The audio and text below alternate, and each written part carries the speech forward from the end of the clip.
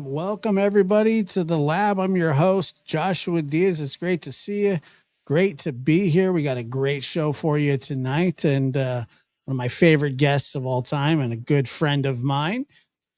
We have Chris McDonough of the Interview Room, homicide detective extraordinaire with a solvability rate of over 90% in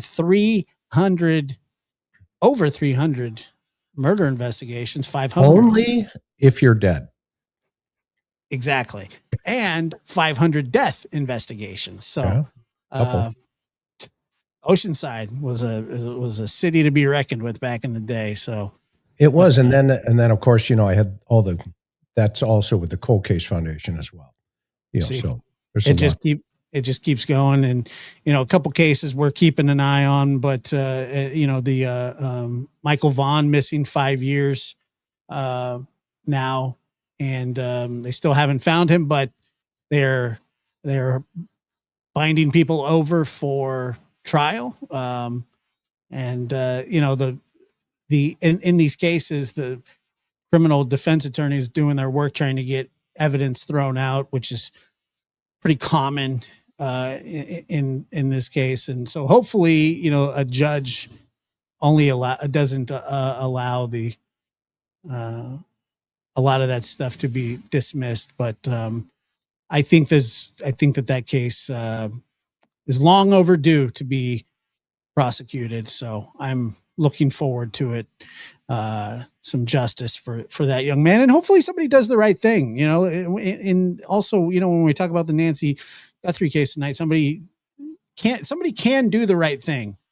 It's rare that they do it. Also in the Summer Wells case, somebody can do the right thing. The problem is we're wanting these people to do the right thing that have an interest of keeping themselves out of prison. And so, the Cold Case Foundation did excellent work on Michael's case. And I'll never forget seeing you stand up there with the chief. And but now that wasn't my idea, by the way. I know you actually told him no. Yeah. Why did you tell him it's just not your style?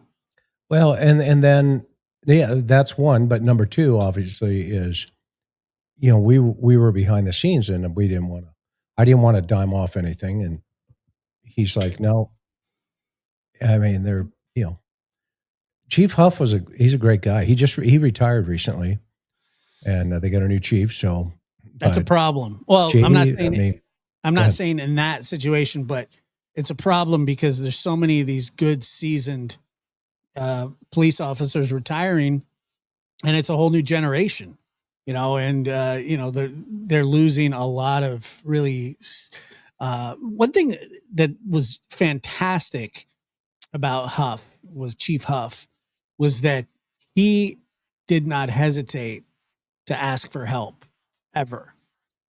Yeah. That takes a special kind of leader to know when you're not, you're sort of not in your element. This isn't, Fruitland, Idaho is not a big place. It's not a huge, there's not a lot of things going on there. And sometimes you kind of find yourself out of your element. in these criminal cases. So you ask for help. Yeah. And, to your point, he was willing to at least try. And the funny thing about it is I was given 30 minutes with a meeting with him, and I sat down, and he's sitting across from me with a captain, and he goes, "Okay, you." And he looks at his watch. He goes, "You have 30 minutes. Go." That was it. What'd you do with the other 25 minutes after you talked to him? I told him, looks like you guys are on the path. Do you want to solve it? He goes, "That's why you're sitting here. Let's go." And so, rest is history. We just all worked together, and all the right things, came to be. Yeah. Huff, good man. And it was a pleasure being able to watch him. Can I step off just for a second? Buddy Sure. just took off towards the back door. Yeah, no problem. I just realized I left the back door open. Sorry. Unlike other people. Oh, that's so funny. Anyway, so tonight, I don't know if you guys have seen it, but I did a little short video earlier on the state of the Nancy Guthrie case, and we're going to talk a little bit about that, or that's going to be kind of the crux of our conversation tonight. And so if you haven't seen it, make sure to go check it out after this show and give it a like if you would, or just leave a comment. I sometimes I need to do more of those, to be honest with you. I enjoy doing them. And so if you haven't seen it, go check it out. And I think that I will keep doing more of those. I was just talking about the video that I did this morning. Yeah, it was great. Or that I released this morning. I did it yesterday. And it's just it's pretty unbelievable stuff.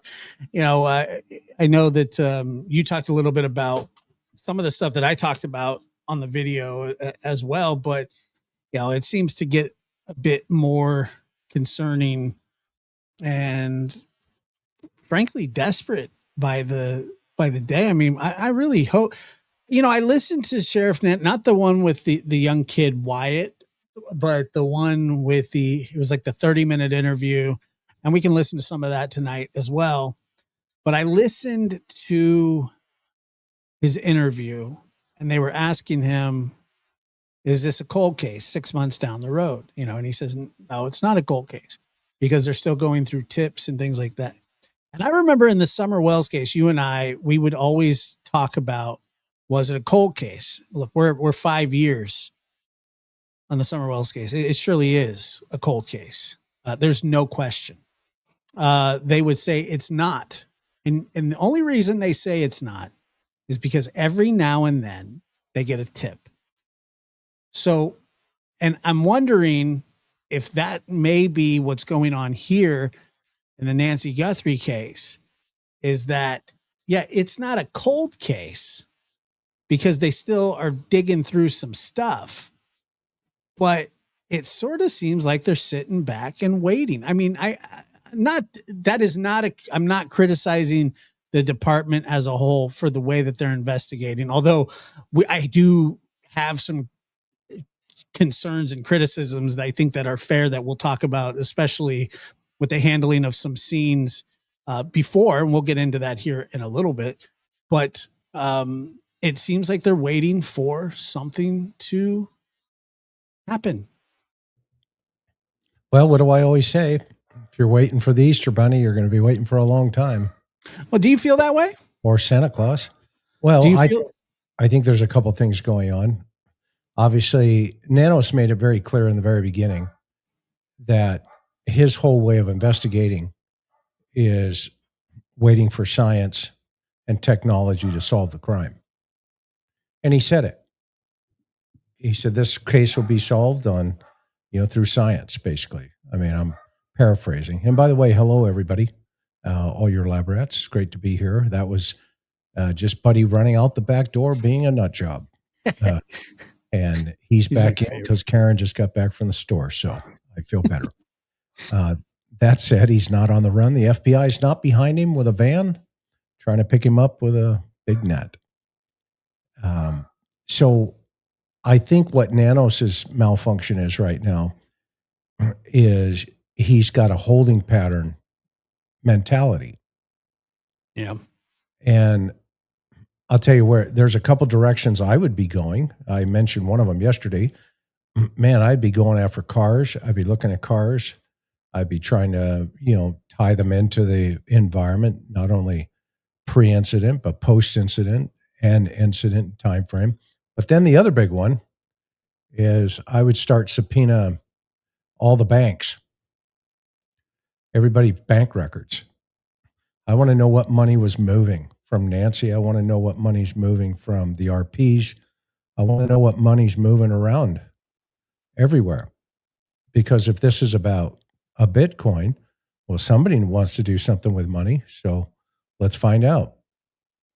And so if I was him, which I think the FBI is probably doing, is they're subpoenaing everybody's bank records, and including, the victim, Nancy's, Sure. to see what's moved and what hasn't moved. You'd be surprised. Most crimes, especially like in this sort of situation, but I would say most crimes are usually money motivated, aren't they? There's all kinds of reasons people do crazy things. But I mean, look, you have crimes of passion, which happen. I can understand that, but that's kind of a smaller percentage. But what it comes down to a lot of the times, if this is truly a ransom or an elimination or an inheritance or whatever, the root of it is typically money related. And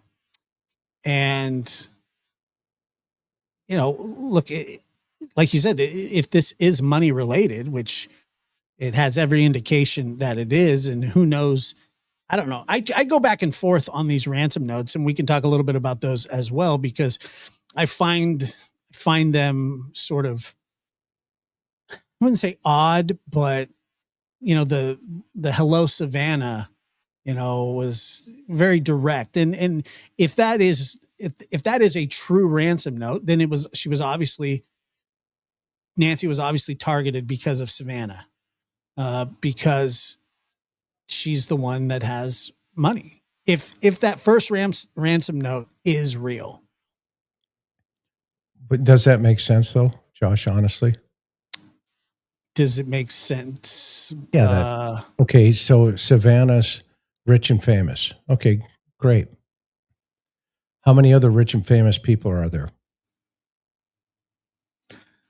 Yeah, I mean, there's a lot, but There's millions. Elon Musk just made somebody. How many employees did he make at Tesla millionaires recently? Right, but the thing is, you typically it's not like somebody that's sitting behind a computer going, okay, let's go after this person. It's typically somebody who knows about the situation with the family or family friends. They say, look, Savannah's got a lot of money. We can get this money from her. Let's do it that way. All you have to do is drive through parts of Dallas where there are billionaire homes on either side of the house or the street.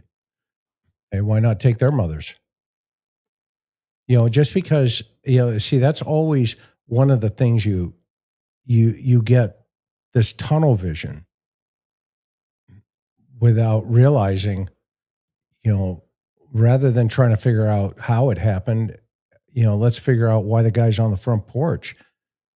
And what I mean by that is, we can go off into, the whole reason this happened is because somebody has a grudge against Savannah or, whatever.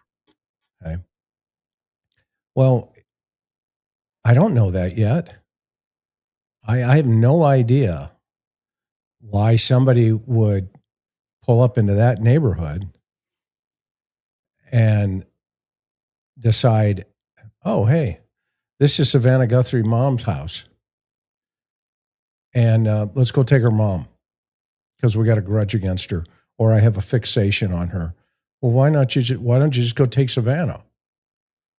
She's got a house. Why don't you just do that?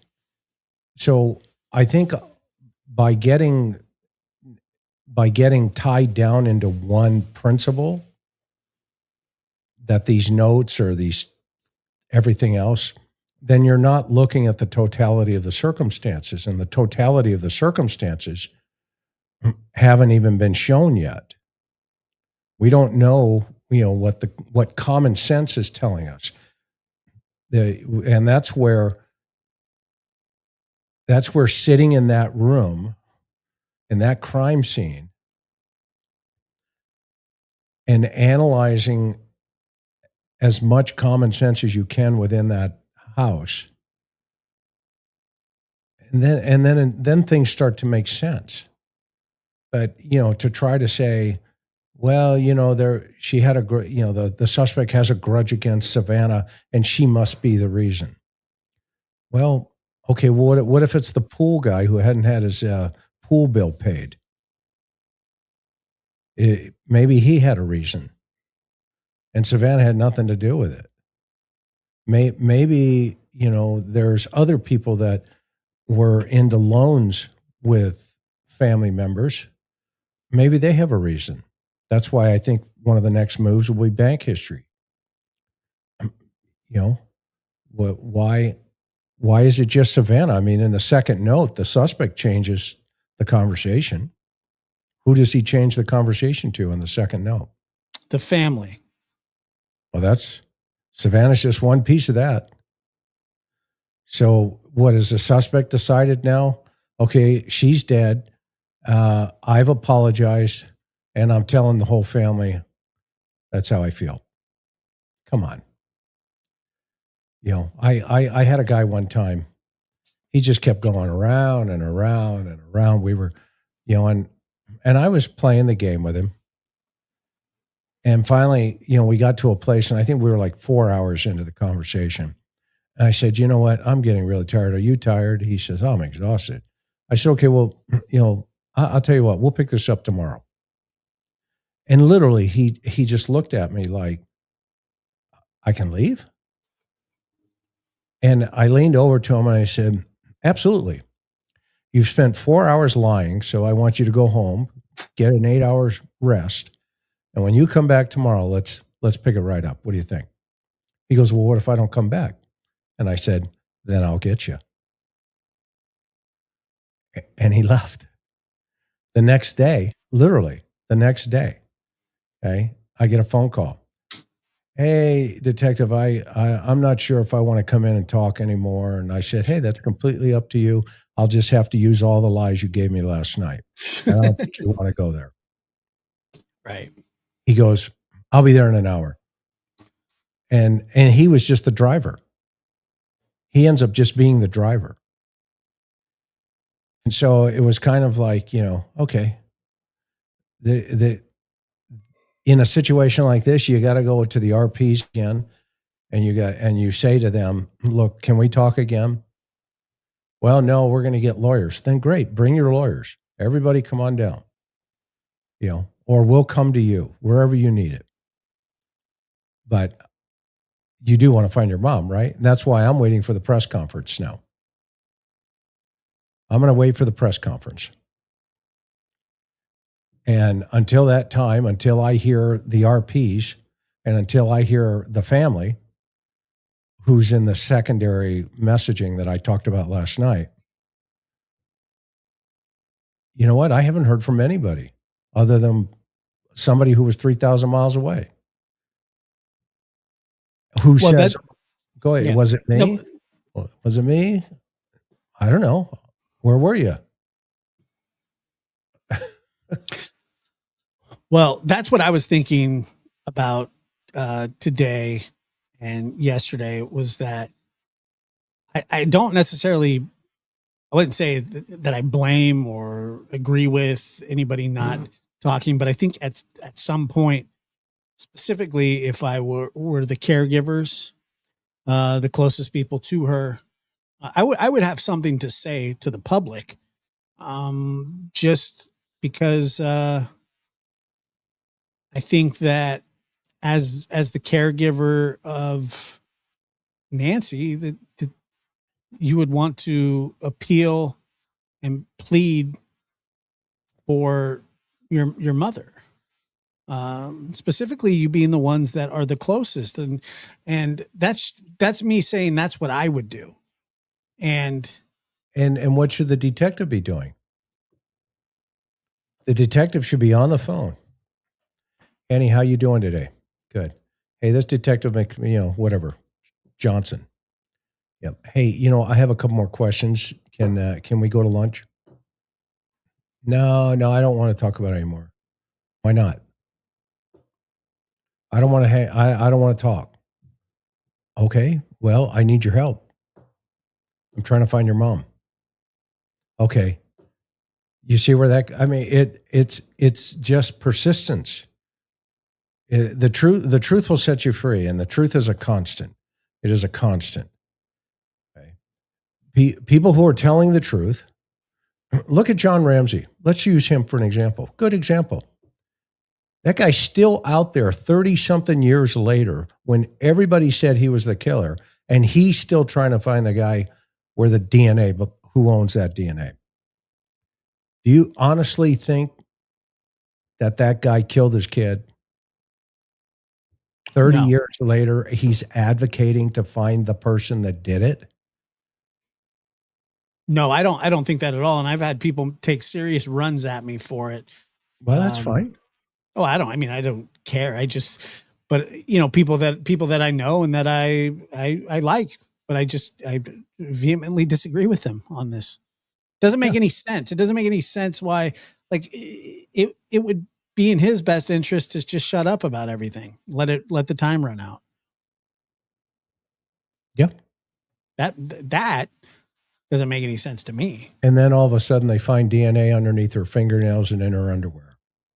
And guess what? It's not his.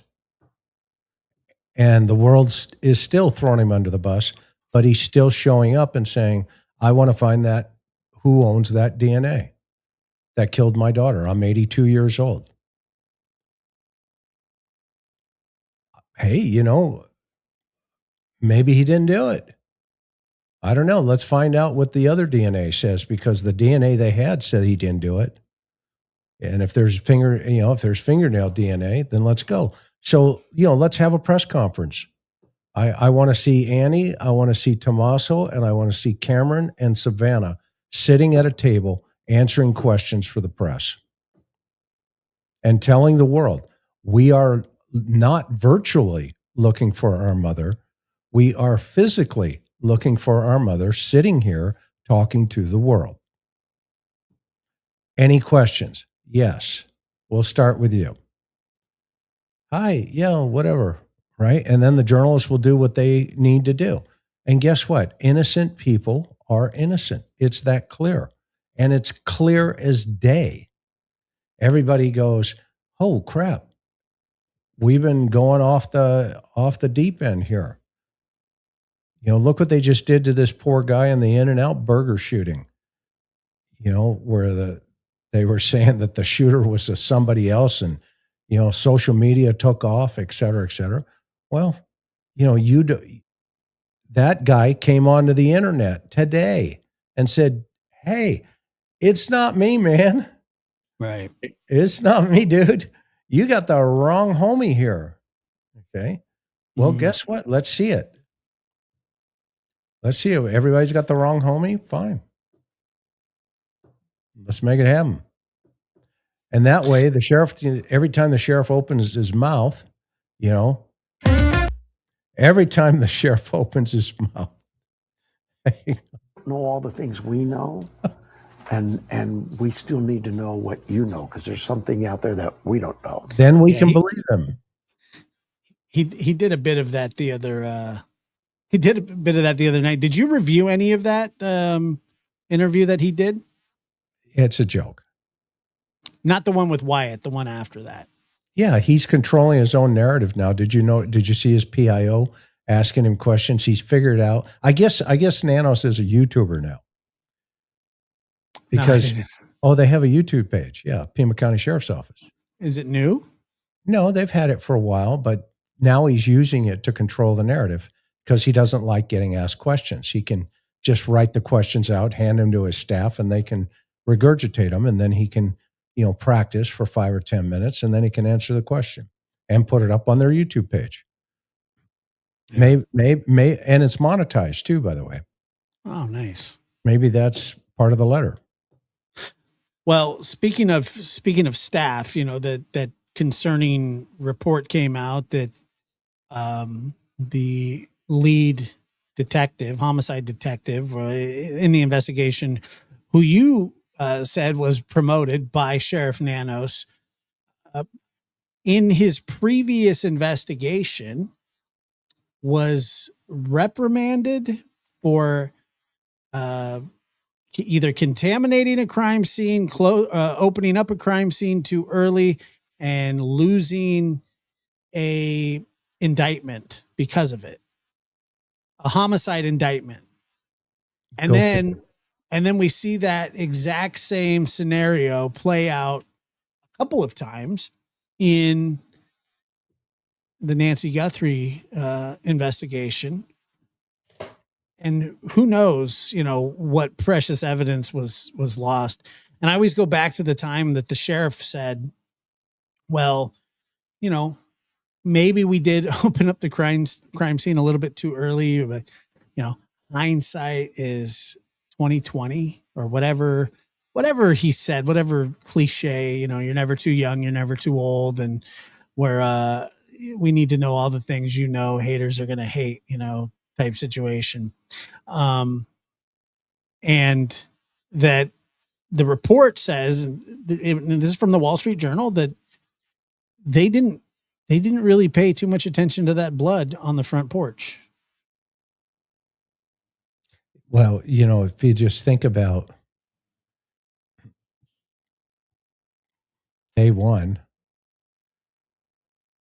again, if that's true, then that's all on Nanos, because he gutted the homicide group all because of political affiliation going against him.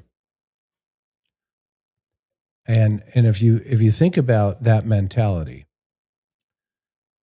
the guy that just got promoted, to your point, had recently been reprimanded for doing the exact same thing he did in this case. And now he's a lieutenant. Remember the guy that showed up in the press conference in the background, and the sheriff says, let's be nice to him. He's been up all night. Yeah, I remember. Okay. Well, I guess it's loyalty over competence. But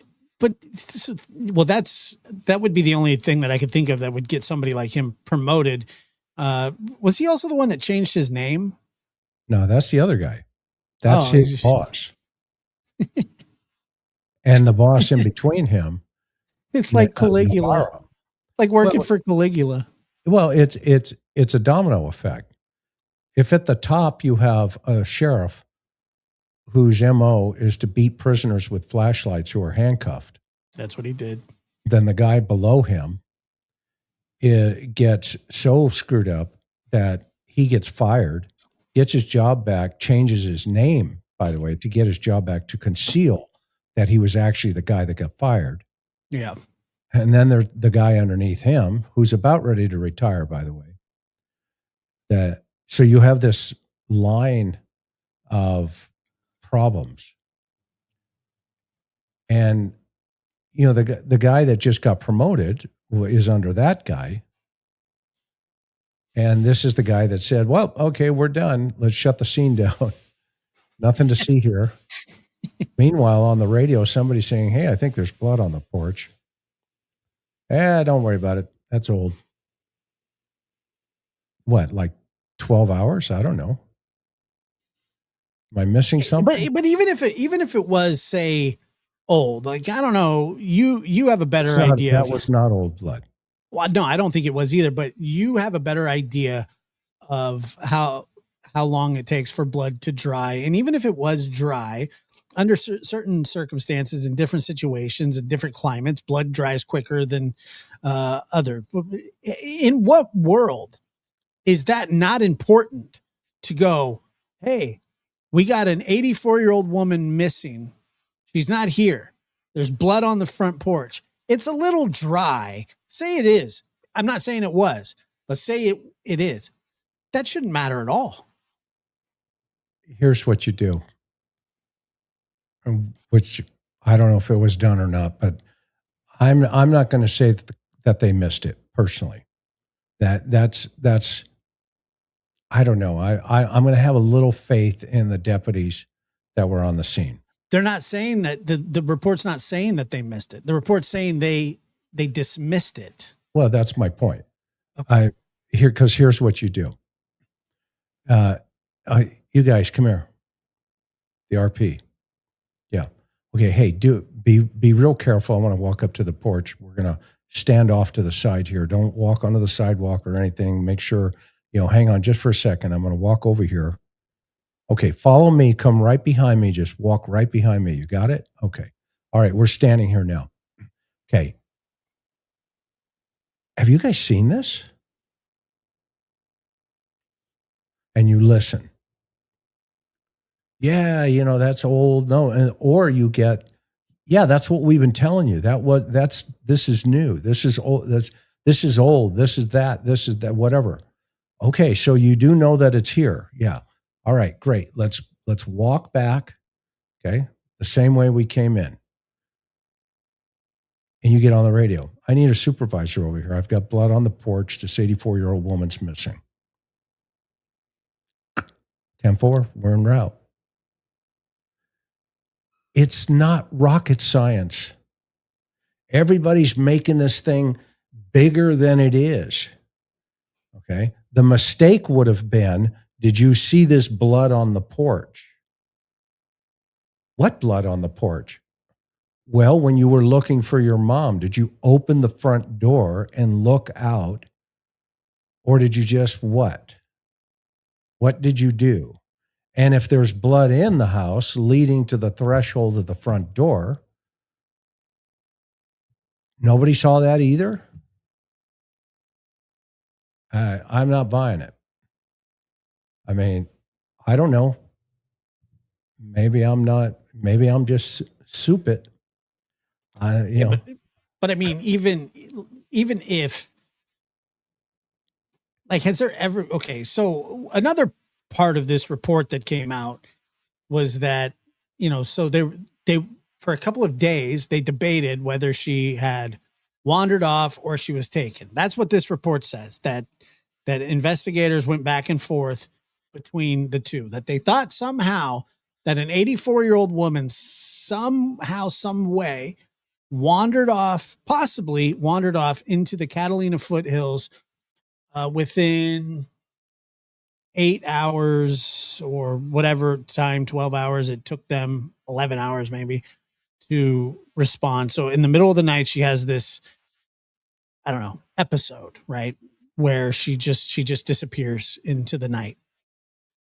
And they think that is a possibility, but they have a surveillance plane, but they have nobody to fly that plane that understands the technology for at least the first few days of the investigation. Did you hear about that as well? Yeah, because Nanos gutted his department. I did a program on that about a month ago. Everybody who was against him during the election problem, he gutted it. He transferred them to the jails, or we used to call it Pine number 2, where you write all the reports with a number 2 pencil. And Nanos does not operate on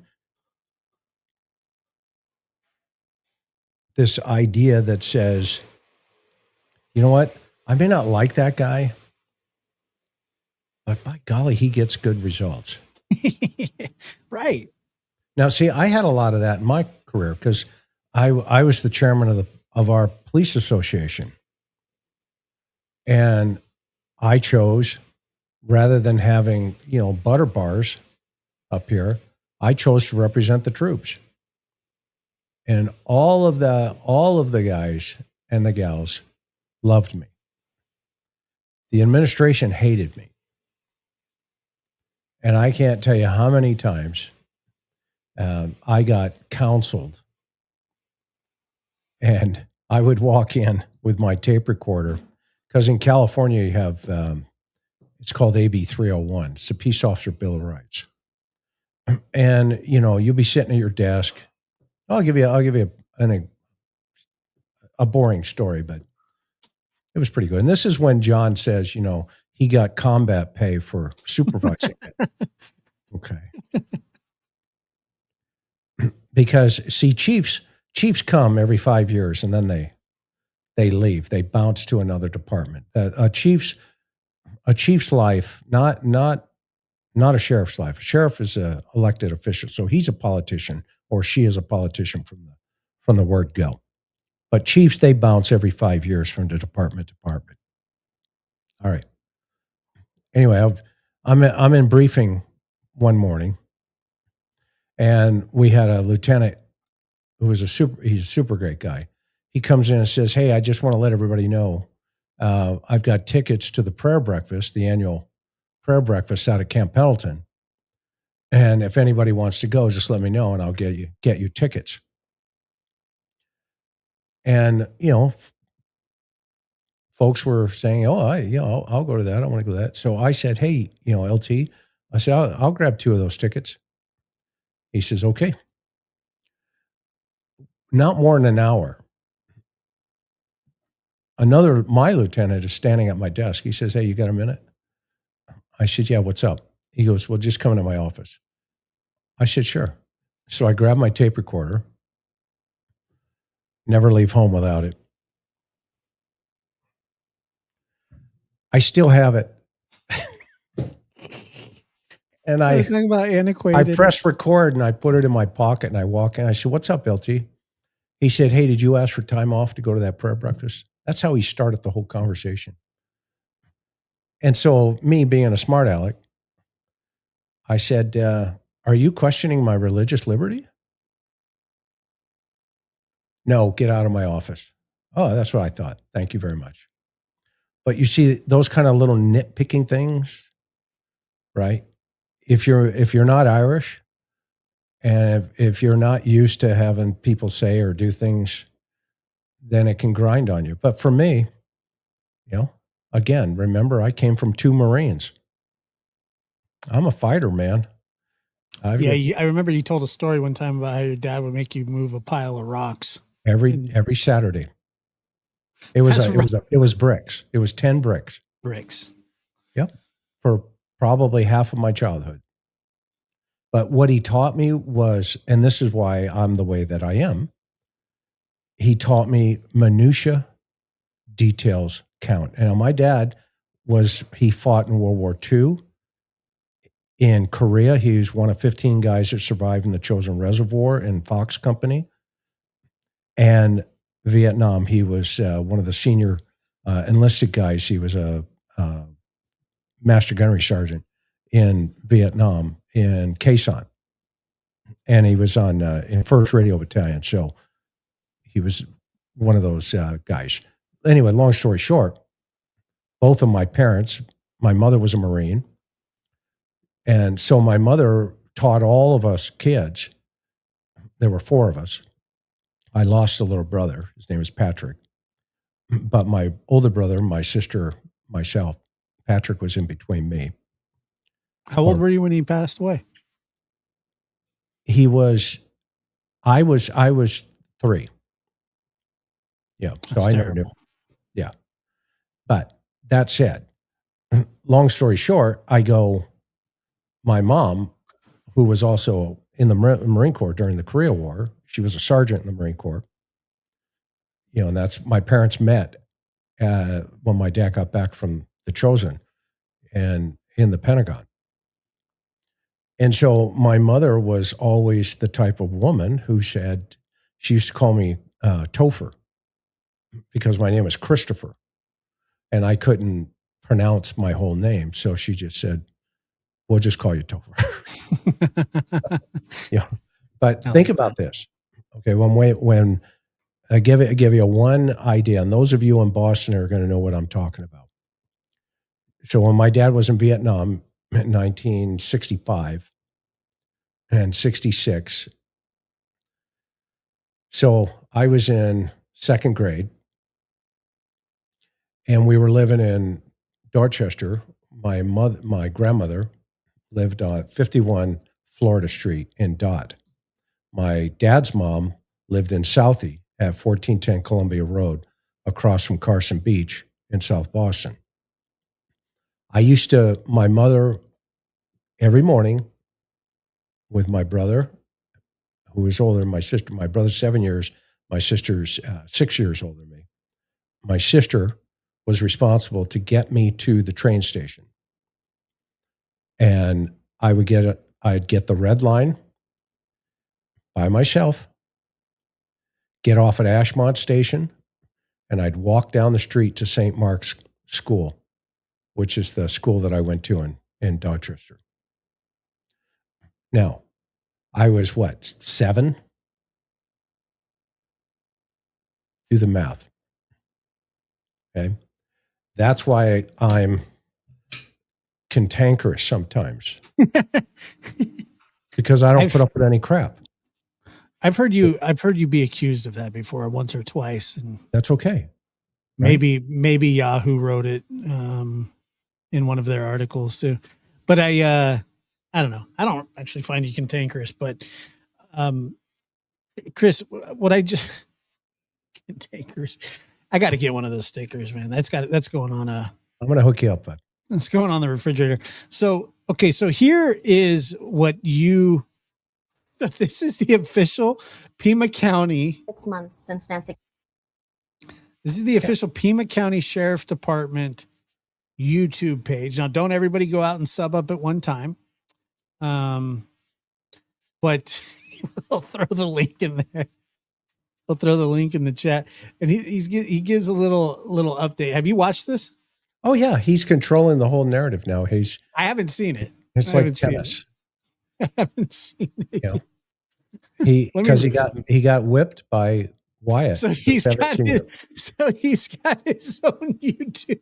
What is this? Thought, could Nancy had a gentleman friend from church? That, you know what, that was always a nightmare scenario for me, thinking about my grandma after my grandpa died. It was like 10 years after he died, and she goes, well, what if I did get a boyfriend? I said, Grandpa's only been in the ground 10 years. You got to give it some time. You're married to Jesus. Could Nancy have had a friend from church, senior center, etc., whose kids had a grudge? You aren't taking our inheritance, could be son or daughter. Question has not been addressed. I don't know. I mean, I guess it's a good question. I don't know. Sometimes ladies, and gentlemen that age, sometimes just friends. You just don't know, though. You don't know what, how people are living, because they live we all live. Well, that's the thing we talked about before, is the dynamic. There is a dynamic that we don't know about. What is that thing you say, that there's people have three personas? Yep. Secret life, public, private life. Yeah. And like every family, there's going to be some, things that we don't know about that, are hidden. Yeah. Private, public, and secret. Excuse me. Private, public, and secret. Let's hear what Sheriff, he says. August 1st marks 6 months since Nancy Guthrie Oh my God. was taken from her home. Where does the investigation stand right now? It's very active. We know we've got a lot. We still need to know what you know, because there's something out there that we don't know. That's right. A lot of work ahead of us. We've done a lot of work, but we still have more. And there's not just in DNA, where labs across the country are working together, but in forensics, analysis of thousands and thousands of videos, photos. And we also have still tens of thousands of tips that come in, and we actively work on them. So, do you think this is wearing on him? I mean, it would have to, right? I mean, any normal, well, look, I'm not going to quantify normal, but any person under this kind of pressure, he's never faced this kind of pressure before. He's had carte blanche to do whatever he wants, whenever he wants. He's got a microscope on him. I think this is really getting to him. I don't know. I mean, I can't, I have a hard time trying to figure out what he says, when he says it, and how he says it. Because I know his past now. I know his history. So that says a lot to me. And I hate to say this, but I'm not going to lie. I mean, yeah, dude, you shouldn't.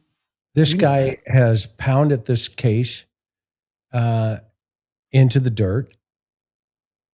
And, maybe he's just blinded of what he wants to see.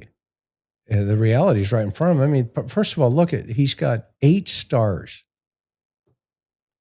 that he's wearing.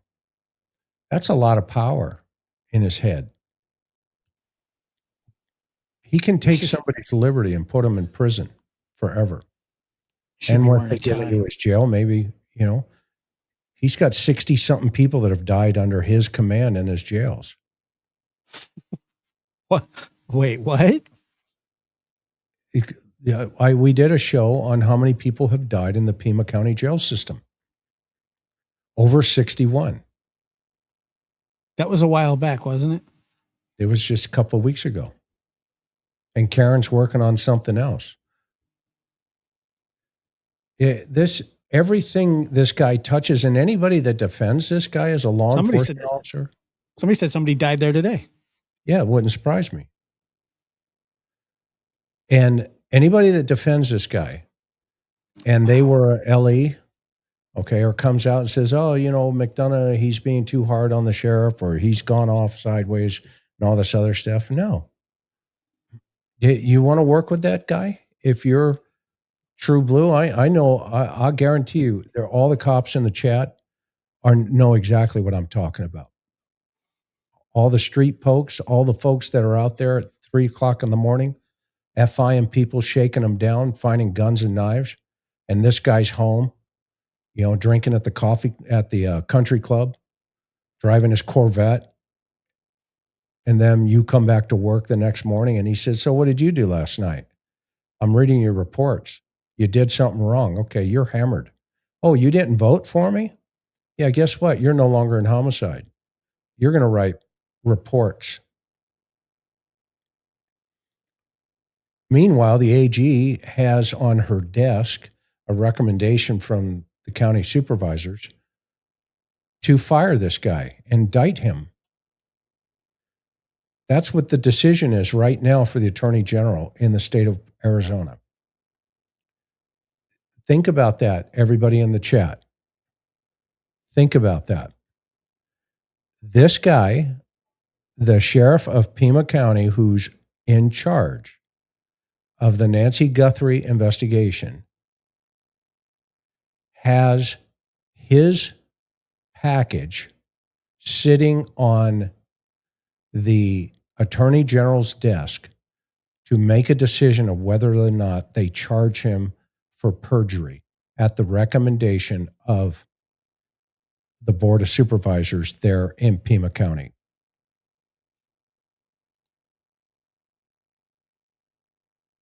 All coming in. Chris, it says right here, let's see, KOLD 13 News says a 39-year-old man, Jesus Tapia, booked days before on a shoplifting charge. For the 4th time in less than 2 months, an inmate died at the Pima County Adult Detention Complex. The Pima County Sheriff's Department said 39-year-old Jesus Tapia was found unresponsive in a cell Monday, August 3rd, despite life-saving efforts. Tapia died. The Pima County Sheriff's Department said Tapia was arrested by the Tucson Police Department on August 1st. He was being held on $3,000 bond on shoplifting charges and had misdemeanor arrest warrants. This is an official statement by the Pima County Sheriff's Office. At this time, this death is not considered suspicious. Sorry, I don't mean to laugh, but of course they would say that. Cause and manner of death will be determined by the Pima County Office of the Medical Examiner. Yeah, and it got so bad that the ME's office wouldn't even release a lot of the information. Karen got it because she told them, well, that's fine. I'll just keep subpoena, FOIAing you until you give it up. And so the sheriff stopped reporting a lot of them. Shouldn't there be an independent investigation? There has been. There was. No. But I'm talking about like, so in this case right here, so they're saying like the people that are investigating are the people that, work for Pima County Sheriff's Office. Well, you have an opportunity. The citizens of Pima County right now have an opportunity to keep the pressure on the Attorney General's office to get him out of office. What will happen will be a domino effect. That number 2 guy that changed his name, he's going to leave because nobody else is going to back him up at that point. The guy underneath him, the captain, Navarro, who last week ordered a guy to, and I hammered this on my show last night, who ordered a detective to do something that the detective said, no, I'm not doing that. That's illegal. And so they suspended that guy. And think about that. You have a detective who says, or an officer who says, no, sir, that's an unlawful order, and I don't have probable cause or whatever to do that. And they say, well, then fine. You're basically fired. You're suspended. And he got somebody else to do it. It's the same, that mentality is, well, hey, there's YouTubers out on the street down there, which, by the way, looks like he's a YouTuber now. Yep. Right? He's got his own YouTube page. It's on YouTube. I wonder if his people go out on the street and stand in front of the Guthrie house if anybody could arrest him. No, not his people, no. Well, I mean, that's the Constitution. That's how it works. Okay. Now, and I'm not talking about people that fight or anything like that. I'm talking about, just not bothering anybody, just doing what the First Amendment allows you to do. Okay. The other stuff, they know. Doesn't make them bad people, because you can't also put somebody in a position to where, you get a crime by pushing them into that crime. Right? You can't do that. And at least you're not supposed to do that. And so, the people of Pima County right now, the citizens of Pima County have the opportunity. They have the opportunity to remove him. They didn't get enough signatures because they didn't have enough time. But you mark my words, if he is still there, and by the way, maybe he doesn't want this thing solved right now, because if he keeps the pressure on that it's not solved yet, then he keeps his job. Yeah, he could come out with his campaign. Look, we're close. We have some more work to do. I want to finish this job. Give me whatever. What is it, a 4-year term? That what sheriffs are? Yeah, I don't know what it is in Arizona, is it? Yeah. But, he retires, he gets his pension, and he goes off into the sunset. That's what he's saving right now. He's saving his pension. He's not saving Nancy Guthrie. Yeah, because if he gets indicted, that all goes away, correct? Yeah. In a major way. All right, let's see what old Goofy has to say here. It's a very active investigation. The department released 2 ransom notes. Why now? Well, really 2 reasons. One, it's out there. People have been, media has covered some of this, and we just saw what was being said and felt like we need to put something out that's really accurate. And this was the time. We felt like, investigators felt like there's a number of pieces of information in these notes that it just might jar someone to say, I've heard that, or the wording, the style of the writing is it might jog somebody to kind of think about who would have written this, how was this done. Um, I think anybody who reads them, my investigators, we look at it, and clearly there's things in there that are very concerning to our investigative team. So we hope that by releasing the actual note, we'll get some response from the community. Okay, but couldn't that have been done much earlier on? If that's really his thought process there, he could have released those notes a long time ago if he wanted a response from the community. What happened was the stuff got released and now he's playing catch up. Well, I mean, if we think about what he just said for a second,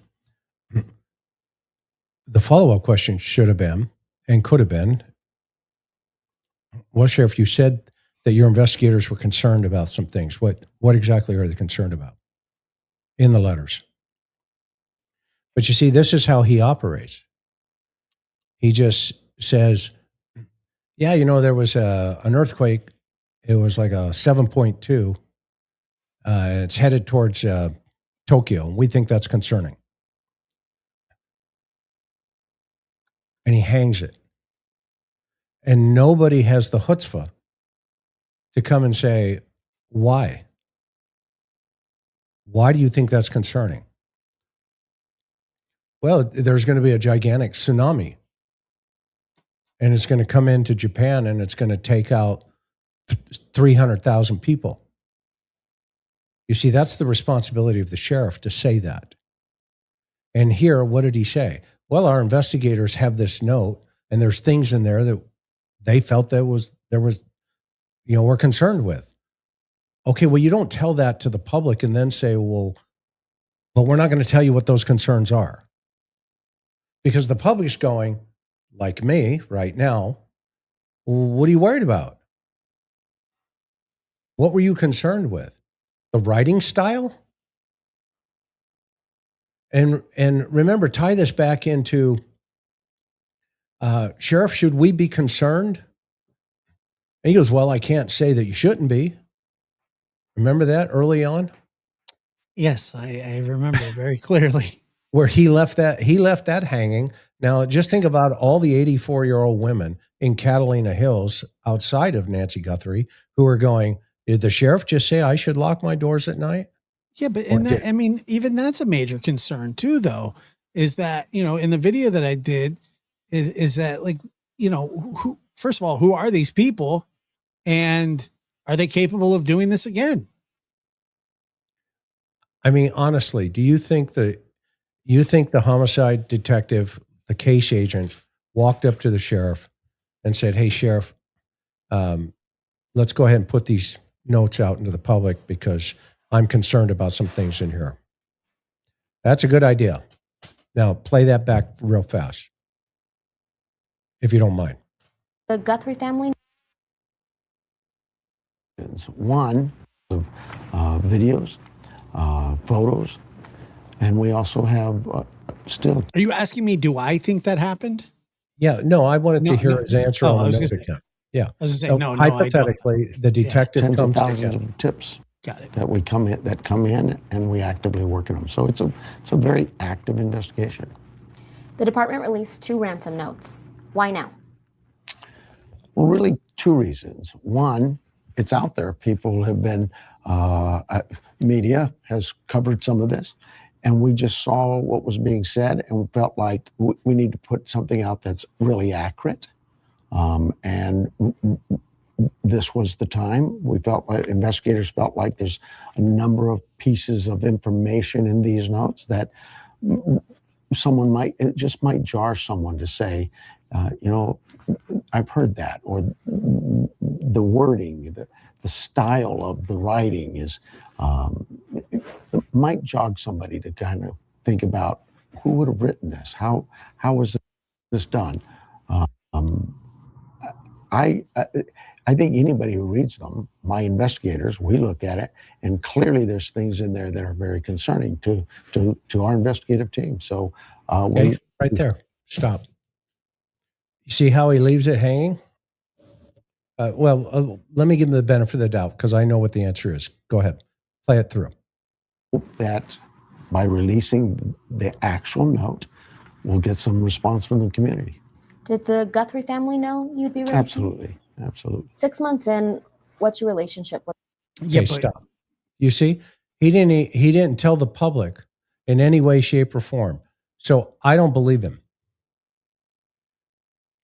I'm on the record of saying he's full of crap. yeah, I'm on the record with that too. I agree with you. I think what he just said there, the first thing that he says is, well, first of all, it's out there. The media already kind of, but Chris, just in case somebody knows something, we decided we would put it out there. Maybe it will jog somebody's memory. I mean, this is the spin of all spins. It's a filibuster. They didn't want it out there. Well, and that leads me to think that his investigative team did not authorize any of this, that he pulled the trigger on this on his own.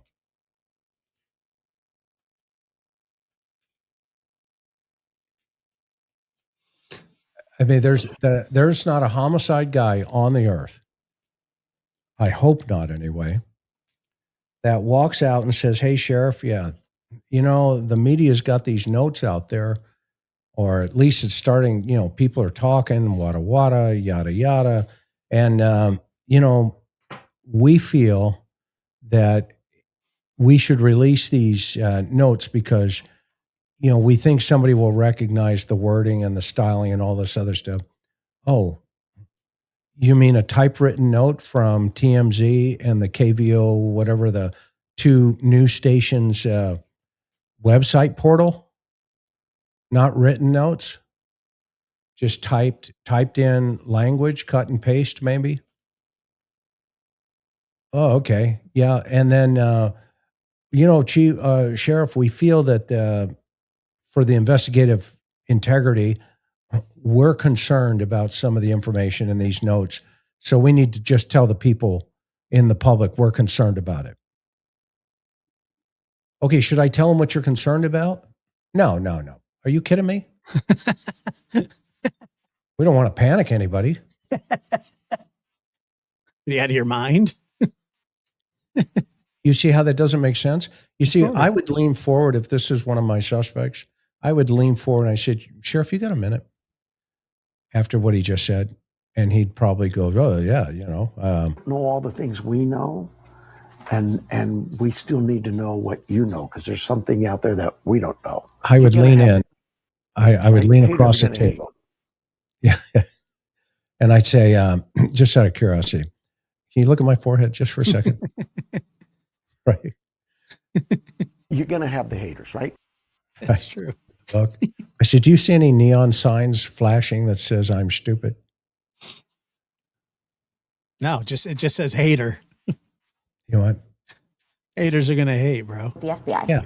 It's a good relationship. It's always been a good relationship. We've been. By the way, I don't believe that either. No, he just said the other day I haven't talked to anybody. She's got my number. She can call me, but it's a good relationship. Oh, he's talking about the FBI here, but in the other one, talking about the family. Remember the actual note. I thought they said FBI. Response from the community. Did the Guthrie family know you'd be releasing?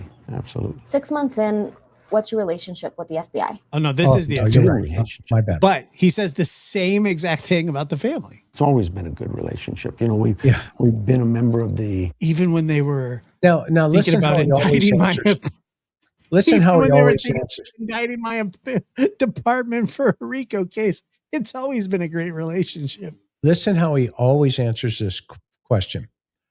We've been a member of the FBI Violent Crime Task Force or something to that effect.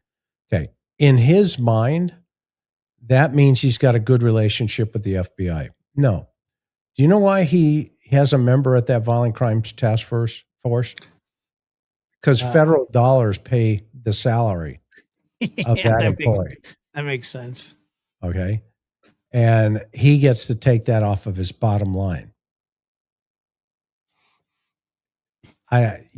Again, neon lights on the forehead. You can get them cheap right now. They're $19.95. You can, right along with the ShamWow. I actually had 2 of those when I was. Did you? They're great. They absorb. They worked really well. I bought incredible. You could put one on his head and it would suck it right up. I bought a Chevy Silverado back in the day, and I was obsessed with washing it every Saturday like an old man. And I got a couple ShamWows to really polish that bad boy up. What is known as the Southern Arizona Violent Crime Task Force, headed up by the FBI. Yeah, there's about decades. 12 agencies involved in it. He's just one. So that's not a relationship with the FBI. What the FBI is saying is the field agents, i.e. Phoenix, the 2 guys that came to the press conference. Do you have a good relationship with them, Sheriff? Not your task force member. This is off. I don't really trust people that only get their hair cut with scissors too. That's hysterical. We've always participated, and to this day we still do. It's not just a great relationship; it's one that's very valued. What's your message? It's not just a great relationship; it's one that's very valuable. I don't think. It's not just a great relationship; it's one that's very valued. Not even valuable. Valued. I don't even know what the hell that means. What's your message to the community? We think somebody knows something. Now, we back up. By releasing. Oh, no shit. Well, what's your message to the community?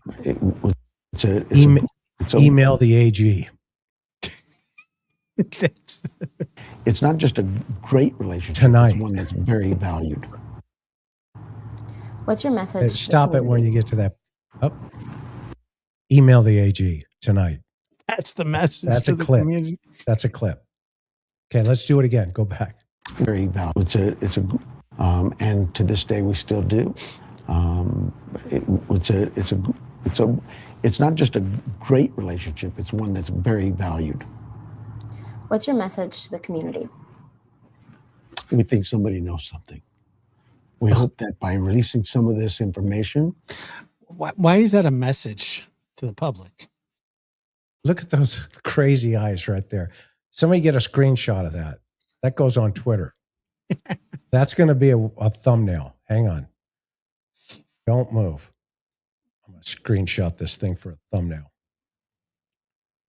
What happened? I see you over there. Oh, I was posing for a picture. Oh, got it. All right. Yeah. It will jog somebody to think about what a lot of people have called this with information, but we also know a lot of people are hesitant to do so. And so I hope that by constantly reminding the public, we're here, we're not going anywhere. If you have information, someone knows who this person is. Someone knows something. We want that person to call us. We need that phone call. Why haven't you held a press conference about this case? You know, the press conferences are actually more designed for when you have a very specific piece of information that you want out in front and you need help with. We do that. In this regard, we felt like just a media release was sufficient. What's your message to the Guthrie family? Stop. Yeah. Seriously. Sufficient. It's sufficient. Succulent. Everybody in the chat, help me out here. I'm trying to be professional. I'm trying to be above, board here. But I don't know, man. You guys have got to get rid of this guy, please. I mean, this is painful now. It's painful at this point. I don't know. Maybe it's just me. I don't think so. We're still here. We are not going away. If you could just see the team working, you would see the energy, the concern. They're fired up, and we'll continue to work this case hard. Is there anything that I forgot to ask or that you want to add? You know, there is a number of issues have been brought up about people being cleared of this investigation. You know, we served a few search warrants. We talked to individuals, and we move on, because if the evidence is there, we continue that path. But that doesn't mean those individuals are cleared. It just means that we met with them because we felt like there was a need. There was probable cause established through evidence, tips, whatever, and presented to a court, and we went on. Does that mean those individuals are cleared? Not necessarily. It just means that we took a look at something that was concerning to us, and now the evidence takes us elsewhere. But more to that point, I can't be more clear. I said this earlier on, and I say it again. The Guthrie family is not and have not been suspects in this investigation. We have talked with them, worked with them. They are not suspects. They are victims of a very horrific crime. If someone does have information that may help investigators, where should they call? So this is like maybe, I don't know, third, fourth, fifth time he's flip-flopped on this. Just right before this interview or whatever this is that he did, I think this is just him having somebody ask him questions, but in his department. But he said that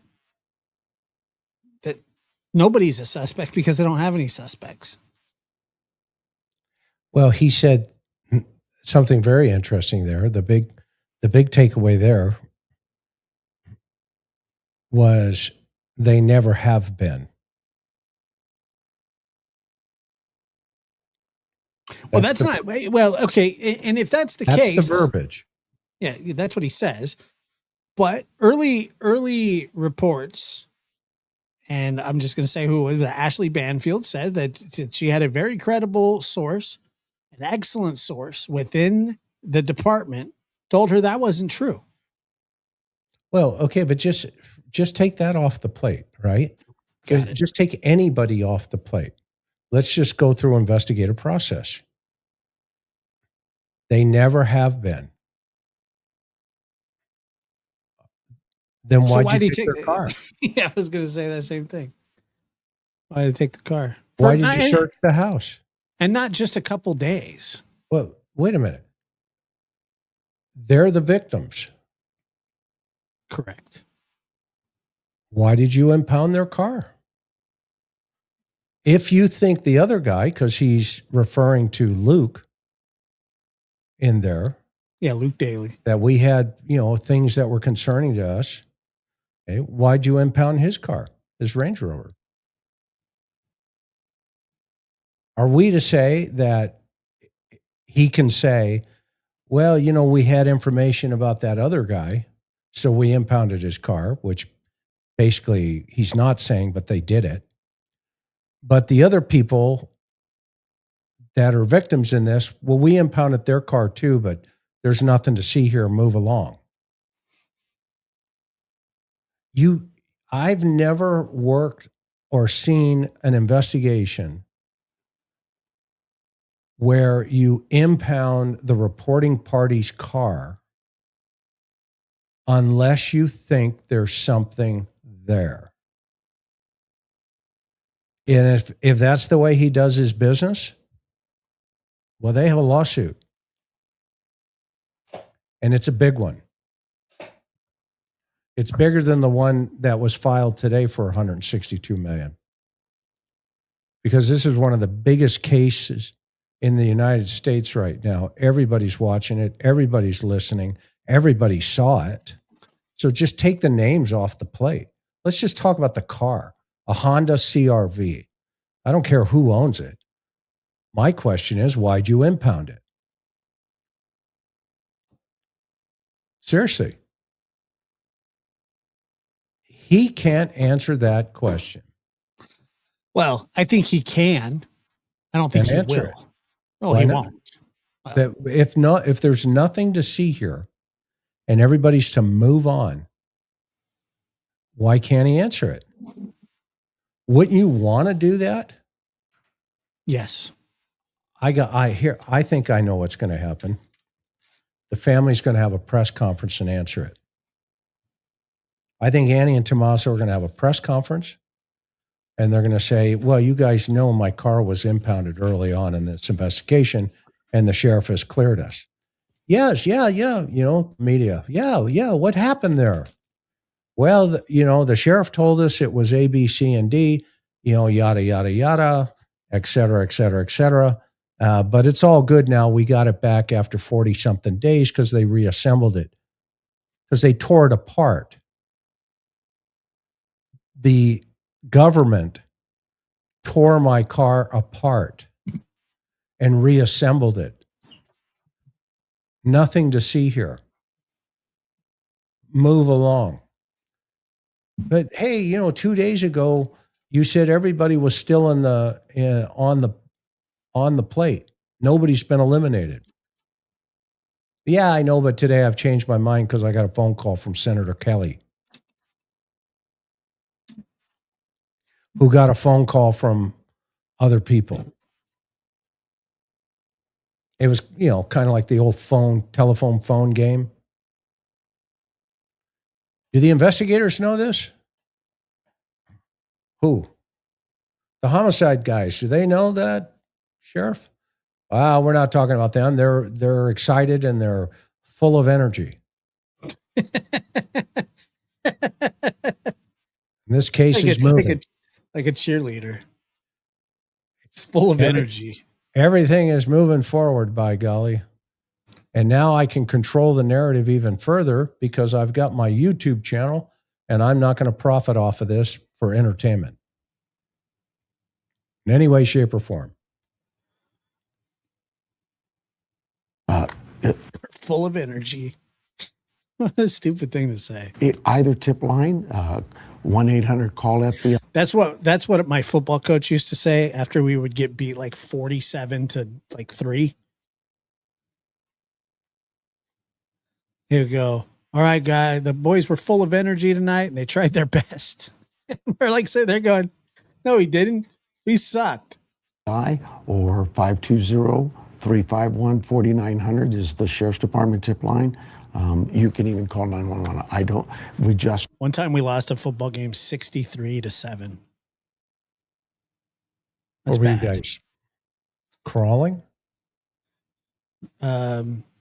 I thought you were a baseball guy. I played baseball, but I wasn't very good at football. Like I was okay, but it was bad. Need you to call. Sheriff, August 1st marks 6 months since Nancy Guthrie was taken from her home. Right, so there you go. There's the sheriff. He's a YouTuber. Maybe he'll arrest himself. Yeah, probably not, but maybe for the haircut. So basically, when we're talking about this case in the status and the state of the case, I mean, it for some reason feels like it's in shambles. I mean, am I overstating that? This question right here, if I could ask one question, it popped right into my head. What's the question? Have you ever lied? Who would you ask that to? Nanos.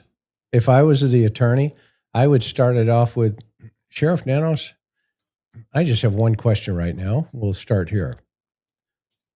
Have you ever lied to the public?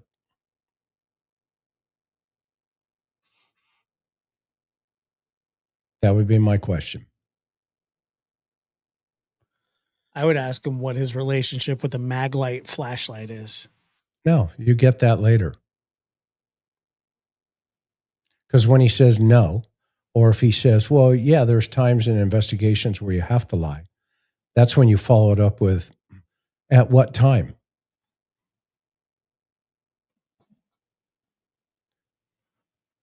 When would you do it? Would you do it in the abduction of an 84-year-old woman out of her house to the public?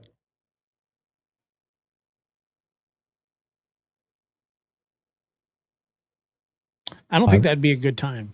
I wouldn't lie. Are you kidding me? Yeah, I don't think that would be a good time to lie. Well, Sheriff, Sure. you don't hold press conferences. Why? Well, those are designed for when you just want specific information out. Oh, they're not for asking the public's help to capture somebody that has buried Miss Guthrie in the desert somewhere, perhaps? But you're looking for the public's help? No, we wouldn't hold a press conference for that. But you'll just what? What's going on? Sheriff, have you called the family? Nope. Haven't talked in a while. Can you tell us why? Well, we got a great relationship. That's why. We have a wonderful relationship, and they can call me anytime they want. All right. Do you think it has anything to do with why you impounded their car? We're just asking for a friend. Chris, how long would it take them to find whatever it is that they were looking for when you impound a vehicle? You have it tinted, swipe, whatever it is that you do. It's not a really advanced vehicle, technologically. So how long would that take? Like, honestly, if you're just, by the way, taking their car to me seems less important than taking the mat on the front porch. No, the car is really important because that is the last vehicle that Nancy was in. If they're not suspected of something. Well, then if you don't suspect anything, then you don't have to impound it. You can say, you can understand, obviously, we would like to process your car. Yes, of course. Okay, we're going to go ahead and do that. We'll turn it around probably a day or two. We're going to run, an alternate light source. We're going to do all kinds of chemicals, all kinds of stuff. But, you can understand. Well, why would you do that? Well, you want us to find your mom, right? Yeah. Okay. Well, you said your mom was in the car and you dropped her off at 11:48 or whatever, whatever that time frame is, right? And 11:50, the garage door went down. You don't take a car and say, well, as part of a natural investigative process, we'll go ahead and keep it in impound. And I've hammered on this for 7 months now. And keep it in impound for whatever it is, 40-something days. It was right, whatever it was. It was in the mid-40s. Tear it apart. Tear it apart. Well, wait a minute. She wasn't in the back seat. She wasn't in the trunk. She was allegedly in the right front passenger seat. What are they looking for? Well, guess what they're looking for? They're looking for any kind of, forensics evidence, hair, fiber, blood, the list just goes on. That's why they take the seats out. That's why they take the plastic off. That's why they disassemble everything. And typically they would just throw it inside the car and put it in evidence in a number. And it would stay there. But my guess is going to be somebody made a phone call. Said, we want our car back. And it was probably a lawyer. But you notice he hasn't come out and said, well, yeah, we did that. Why not? If everybody, now that he's listening, maybe he'll do it. We'll see what happens with one of these, canned press conferences now. I mean, it just stinks. And it's a disservice to Nancy because he knows why they impounded the car. And if you want to put pressure on the suspects or anybody, and you suspect somebody, you don't have to come out and say, yeah, these are the people. But if you want movement in the case, then you come out, and they only held the Range. I don't even know if the Range Rover is still in impound, is it? No, they gave it back, but it wasn't in there 40 something days. Yeah, they released it. That's Released a great it pretty comment, fast. Cindy. That's a great comment. And that Range Rover is much more complex than the vehicle that Annie and Tommaso own. Right. And you see, that was one of those things that now he can just come out and say, well, we cleared the family. Okay. What does that mean? And did it mean you didn't find anything that you were looking for, but you had reasonable suspicion to believe that it could have been in there? Does it mean when you say, well, maybe we don't have enough right now? Does that fall into that box? Or what? Where's that line? What is it?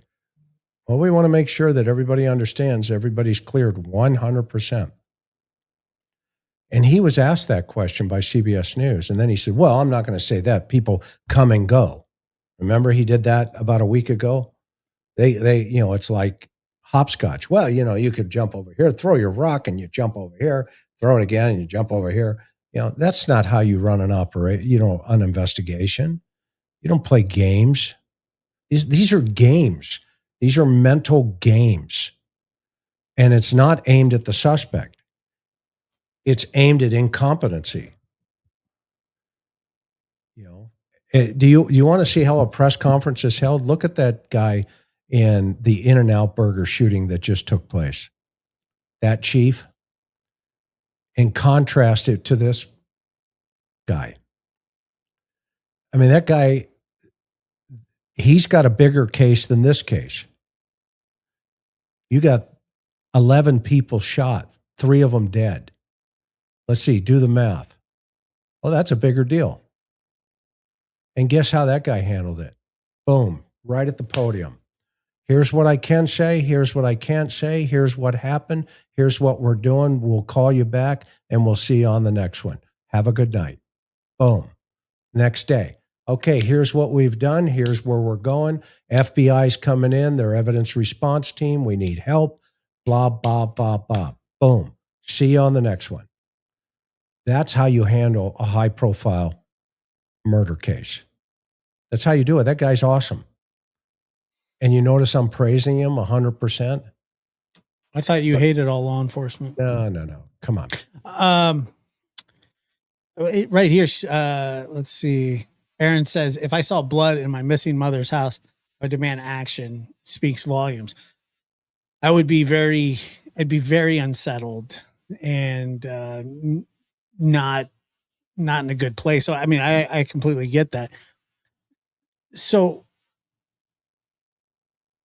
really quick, Chris, let me ask you a little bit about the notes. Cause I know you've studied the notes, and is there really a way? So what Nanos is saying here is, look, we've released these notes because, well, first of all, they're out there in the public, but I mean, what are the chances that, unless you're like a linguistic expert, that you're going to recognize phrases from these letters?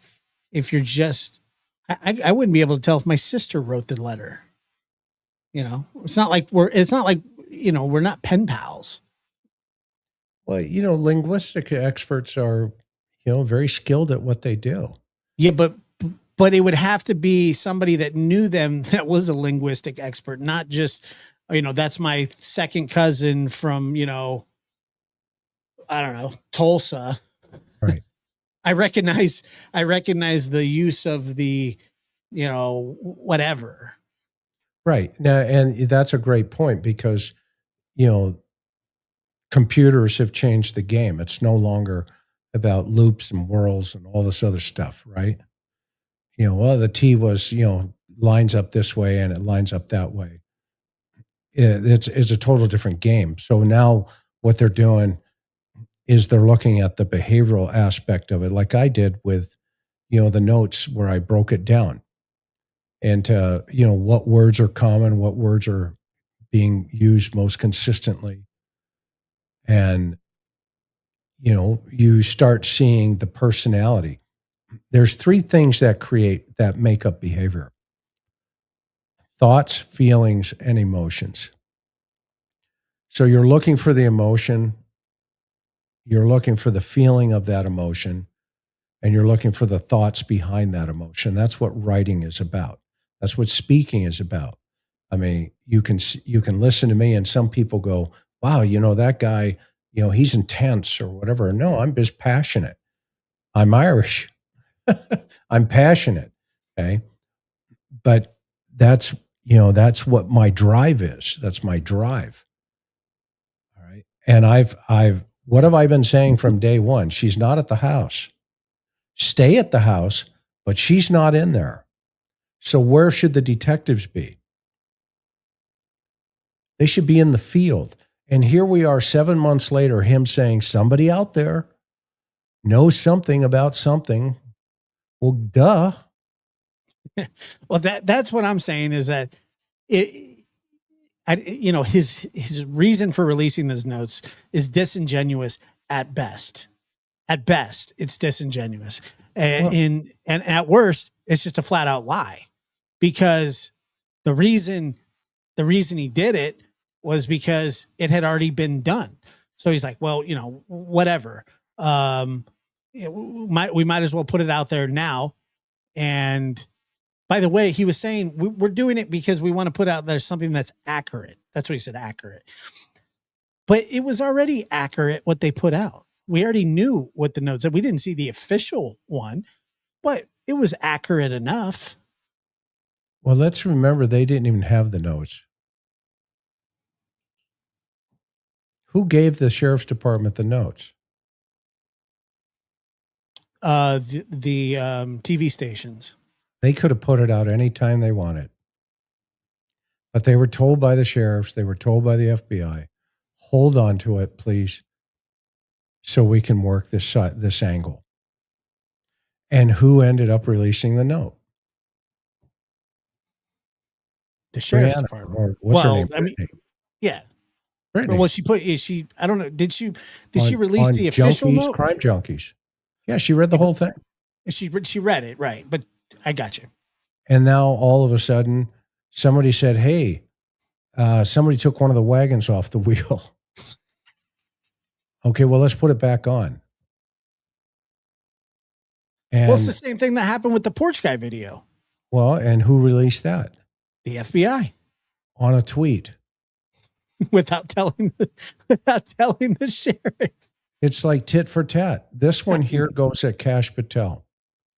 I'll just release the notes because Kash released the video. Do you think Kash Patel knew that the sheriff was going to release these notes? No. Listen to his response on Hannity, where he says, well, when Hannity asked him about the notes, you see, they're both using the media for their messaging. And it's about each other. It's not about Nancy Guthrie. I mean, I hope folks will realize that. This is not about the family. It's about, I don't like that guy and this guy doesn't like me. And so therefore, we're going to keep playing this chess game. All right? This is why you never let politicians into a high-profile investigation, ever. Because what did Kash Patel say? Well, the sheriff can own it. You can go listen to him when he's asked this most recent deal with Hannity the other night. When Hannity was rehashing, well, when did they call you? And he tells him, yada, well, and he says, is that true? Yeah. Well, Hannity or Kash, doubled down. And how does he start this organized or controlled press conference? Sheriff, do you have what's your relationship with the FBI? What does that matter? What does that matter? You guys can throw mashed potatoes at each other in the cafeteria. We don't care. We want you professionals to do what you're supposed to do. And that means you put your knit cap on so you don't get hair inside your own food, and stay in the kitchen and let your team do what they do and stay out of it. Because, the more he keeps coming out and saying stupid stuff like this, no wonder the family doesn't call him. Would you call that idiot? No, absolutely not. It's ridiculous. And, he just keeps making it worse. The AG needs to do their job. I'm afraid they're probably not going to do their job, because I really think that there is politics so deep behind the scenes here that this case is going to, drag on and on. You've got people out there going, well, I'm 75% sure they're there. And then you got the sheriff saying, well, it may take 50 years. Well, which one is it? Really? I mean, which one is it? Is it somebody leaking to sources saying, yep, we're almost there, we're 75% there? Or is it the sheriff lying to the public saying, well, this could take 50 years? I don't know about you, but I've never, ever worked a case like this where I would say to my boss, okay, hey, here's what we're going to do. What? Let's just confuse the crap out of everybody. Hey, that's a good strategy. That's a good one. Let's go. Okay. Let's jump. That's a good strategy. Well, doesn't it feel like it's a strategy now? It's something. I mean, I don't know. Either it's a strategy or that's just how they operate. No, that's not how you operate. You know how you operate? You go up to the people that you think are the players and you say, you know what, today I can't get you, but I'm coming. That's how you operate. That's not That's how any guy who has it's how it should operate. That's how any homicide guy who's ever solved any case, because at that point, guess what the suspect does? They make mistakes. A lot of them. Because they're looking over their shoulders. They're looking at their phones. They're wondering if the guy next to them is an undercover or a CI. They're wondering if every piece of pizza they eat and they drop it in a box in Manhattan, that the FBI is not going to come behind it and grab it like Huraman. Yeah. Right? Yeah. That's how you do it. That's how you do it. You don't tiptoe and play, well, we don't want to hurt anybody's feelings. Well, guess what?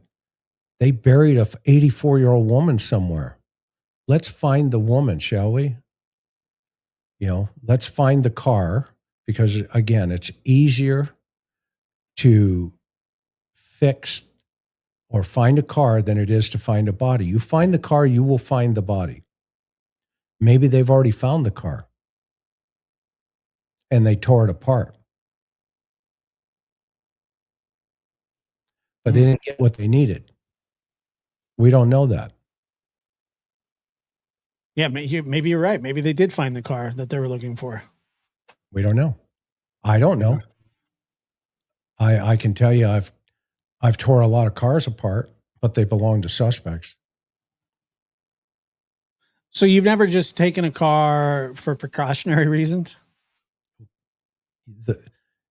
Yeah, if I want to lose my house. Right. I might as well just give them my car at that moment. Right. Hey, mine's parked out in the back in the employee parking lot. Here's my keys. So what you're saying, because I don't have probable cause to search your car or to take your car. So what you're saying is there has to be probable cause for them to take it. And is in probable cause, it's not enough to say, well, we just need it. That's not probable cause. No. At all. No. you don't get to go fishing. You can't do that.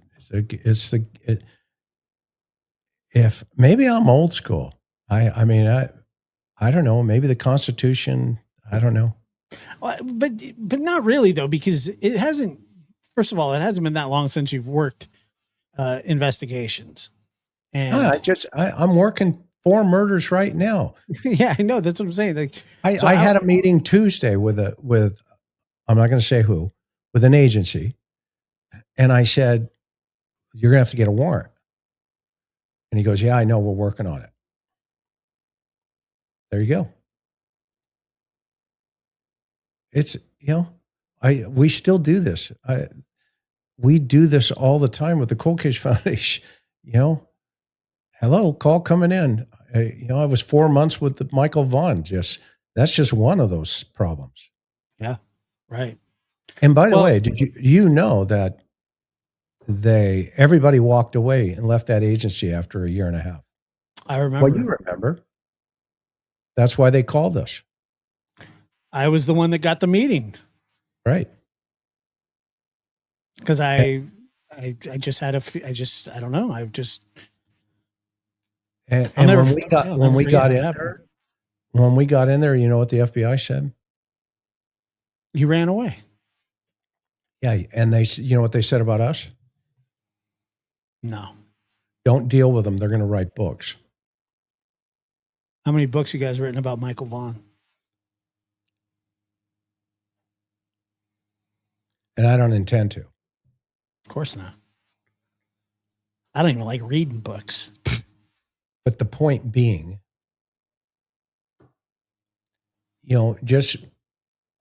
people make mistakes. We all make mistakes. We get it. Okay, now there's also the other side of that. Just say, I messed up. Awesome. Let's move on. Right.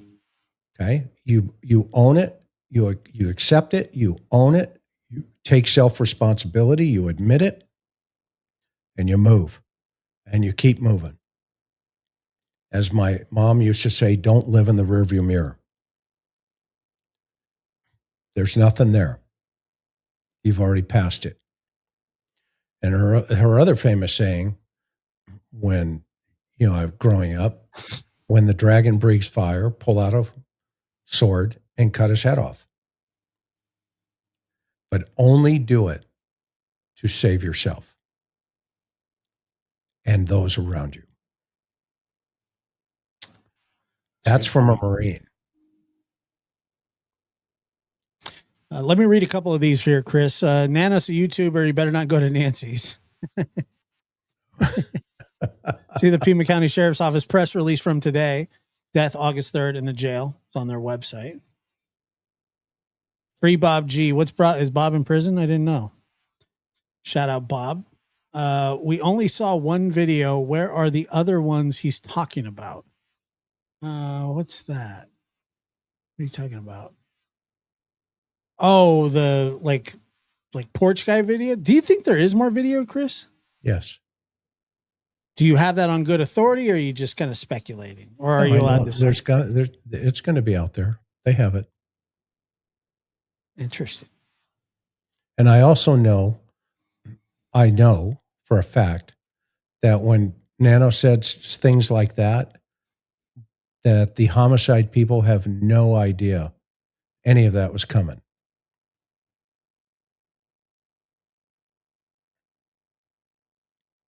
Really? Yes. The people working the case. And same with the notes. He pulled the trigger on these notes by himself. Well, it's funny because when he says, like, we made a decision, he makes it seem like it's everybody, with this like group think. They got everybody together and kind of rounded them up. By the way, is Karen still asking for an interview with Nanos? Yeah, he's denied her like 5 or 6 times. Has he responded personally? Well, she went to the stage. She walked into the lobby. And he was there? No, he wouldn't come out. But he was there at the office. Yeah, he was there. He sent his minion downstairs. Yeah. Yeah, and we taped it, but I haven't played it. I'm waiting. I'm waiting for the right moment. Okay. Well, we'll save it for that because that's funny. When he's indicted. I like how you guys walked in. By the way, that doesn't surprise me. What is the true point of all the secret communications to hinder investigation, to hurt the family? I mean, NJ, I don't know. I don't know what the point really is, but it hasn't really been conducive to a good investigation, at least from my point of view. The video that I did yesterday, it's very, very concerning that the person that was in charge of this case, the homicide detective or the lead detective, was just reprimanded 3 months earlier for botching another crime scene. Now, I've never worked a crime scene before. You've worked thousands. 500? A lot. No, yeah. I mean, but you, not only that, but you've been to many of them that weren't even your cases, but you secured scenes. You've done thousands and thousands of these things. A lot of things. A lot. But what's the first thing that they tell you? What do you mean? Don't disturb anything. Oh, yeah. Seal everything. Touch anything. Seal everything off. You don't smoke. Nothing. Zero. Schnato. Seal it all off. Everything out. Same way. Yeah. Tape everything, or get the tape up. Nobody in, nobody out. I mean, you can watch the first 48 that show on A&E, and that's the first thing that those guys do. That's right. Don't touch anything. And the first thing they do is they call in the CSI team to take photos. And they're not turning over a scene until I still, to this day, and I will never understand. And Sheriff Nanos's explanation was lacking because he could have just said, yeah, we shouldn't have. I think he kind of said, well, maybe we did release it a little early. Hindsight's 2020. But really what he should have said was, yeah, we screwed that up. And we did it in another case right before this as well. But what I'm going to do is I'm going to promote the guy that did this twice now because he kisses my ass. Well, that just goes to show you the common sense that Nanos has.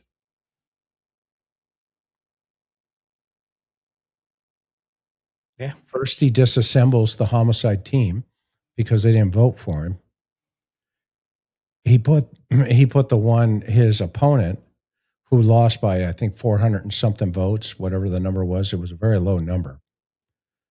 He 400. He puts her. I can't remember how he did it, but he put her in the jail, and then suspended her from campaigning on duty time. So basically, he stuck her in the jail during the day, so she couldn't do anything. Meanwhile, he's out gallivanting the county saying, "Vote for me." It's a good move. It's a good move if you can do it. Well, you know what? That's cold, man.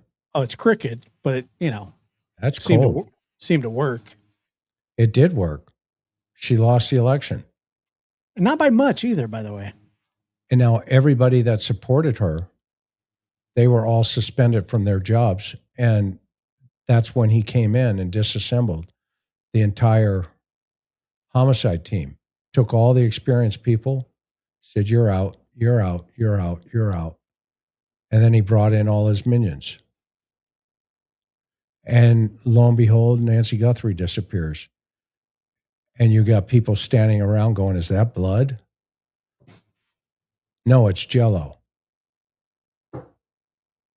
If that's the case, are you kidding me? I don't think it's good. I'm going to give them the benefit of the doubt on that one. Mm-hmm. I am. Really? Yeah. I mean, just because that one radio traffic where the guy's on the radio, he says, hey, make sure that that blood is secured on the porch. And that's on that Juanita Adami's page. Yeah. Shout out Juanita. She's awesome. Yeah, she is awesome. She She's did a good awesome. job. But because of that radio traffic, I'm going to say, okay, they knew it was there. And also at 2:00 in the afternoon, they called the crimes of violence, the homicide guys. And if one of the mods could throw up Juanita's channel in the chat, she does a great job. So, which leads me to think, okay, well, wait a minute. Then who's the spin behind all these news articles? And who are they talking to? I find it interesting as the Wall Street Journal and the New York Times are getting national articles, and that Savannah's husband used to be a spin doctor for both of those newspapers. Are they controlling a narrative? Asking for the public. If not, I can't wait for the press conference.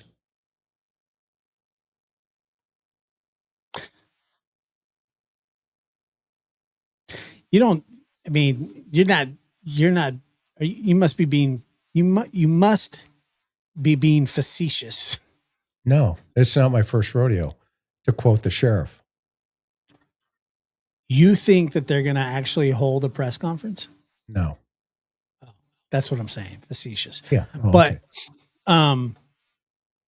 Somebody said, it's funny because somebody earlier, and I've got this before when I said that, I think that they should speak out. But here's the thing, when they say, well, they don't owe us anything. And I agree, they don't. But you know who they do owe something to? Nancy. That's right. That's who it's about. That's why you look at the bank records now. Damn your reputation. Your mother's missing. Your mother-in-law's missing.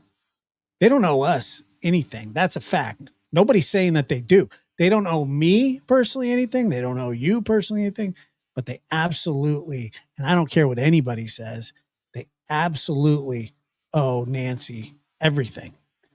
Well, the totality of this whole thing, whoever did it, whatever it is, for all we know, we don't know who it is. I don't know who it is. I have my own feelings. I have my own thoughts, but that's based on me. There are a whole bunch of problems that I've seen. I've pointed them out. I've made, references to it over and over again. But at the same time, if they don't want to solve it, that's their problem. That's their problem. What did I say about the DNA? I said don't get hung up on this hair thing. Did I not? You did. And it came back, it's a nothing burger. Because I raised the issue, well, what if it comes back as to the family? What if the hair comes back? And of course, what's the family going to say? Well, yeah, of course. What do you expect?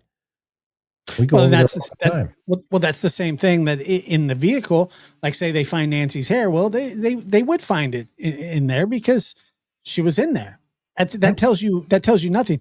What they would be looking for in that car, large pools of blood or any kind of bleeding of any kind, signs of a struggle, things like that. But it's very difficult to determine any sort of DNA relevance when the DNA is, there was a case, I think it was Durango, Colorado, Dylan Redwine, young man went to visit his father over 2013. And the case took 8 years to solve. The father was eventually indicted and prosecuted, and they tore that house apart many times.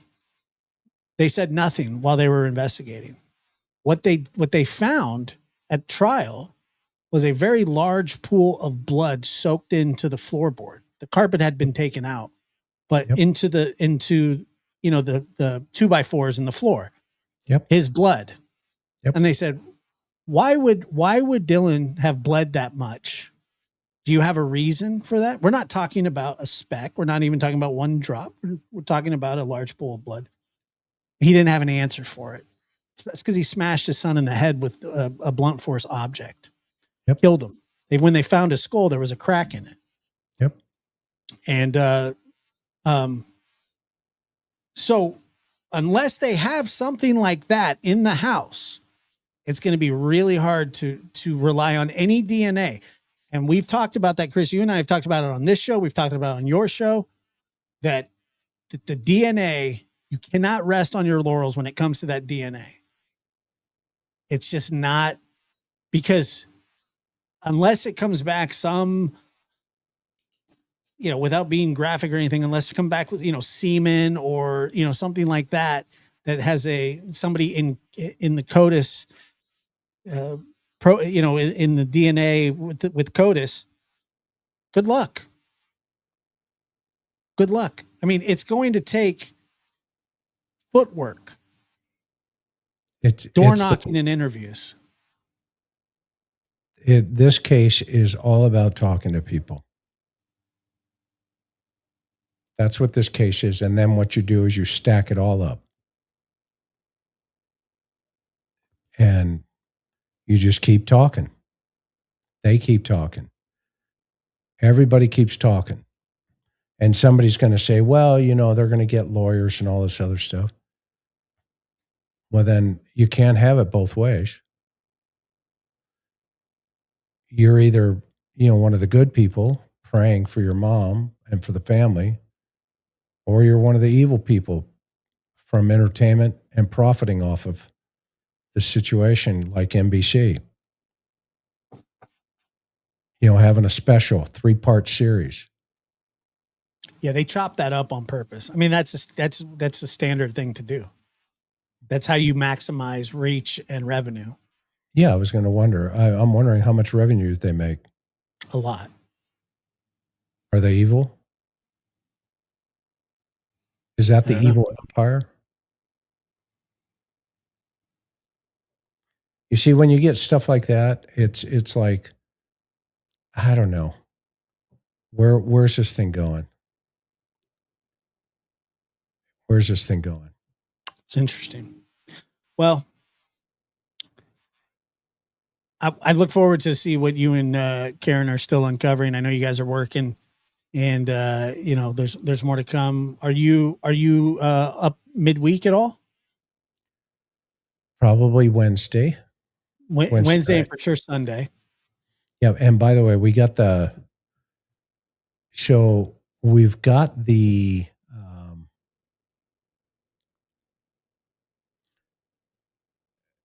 Instagram page back up, where content, we're getting it loaded over again. We had on Spotify. On Apple, Spotify, it's all out there. Now, again, you can, if any of you listen to podcasts, you can go over now to the interview room and you'll find it.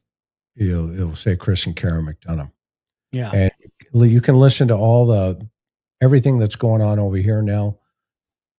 We got it synced up to where it's going to start moving automatically over there as well. So it wasn't doing it for quite some time, but hopefully we got that fixed. Thanks to Dylan, who's been busy. D-Man. The D-Man. He got me D-Man. He's an old school interview room alum back in the day. The young man is a wizard. Yes, He's he a is. wizard. He's a smart kid. Yes, he is. But we love so him. here's what I'm hoping and praying. Do I think, I'm going to say this clearly, do I think there's the guy on the porch did not kidnap Nancy Guthrie? No. I think that person did kidnap Nancy Guthrie. Do I think that's A or T? I have no idea. Do I think there's somebody in a car that took her and put her in a car? Yes. Do I think the next morning the time frame is off? That the sheriff says 11 a.m.? He said it. I didn't say it. And then he comes out at 11:56 a.m. I said, oh, well, I got it wrong. Well, that 56 minutes he's never cleared up. Because no journalist has held him accountable to say, well, you said 11. And if anybody in the chat wants to hear it, just go to the very first press conference he did that night after searching all day and telling the world that his homicide team, the top-notch homicide team, was on top of this thing. And that he said the family got there. This is his words, not mine. The family got there at 11 a.m. 11 a.m., 11:15-ish. Okay? I want to hear him clear that up. Because now we jump to 11:56 in the timeline.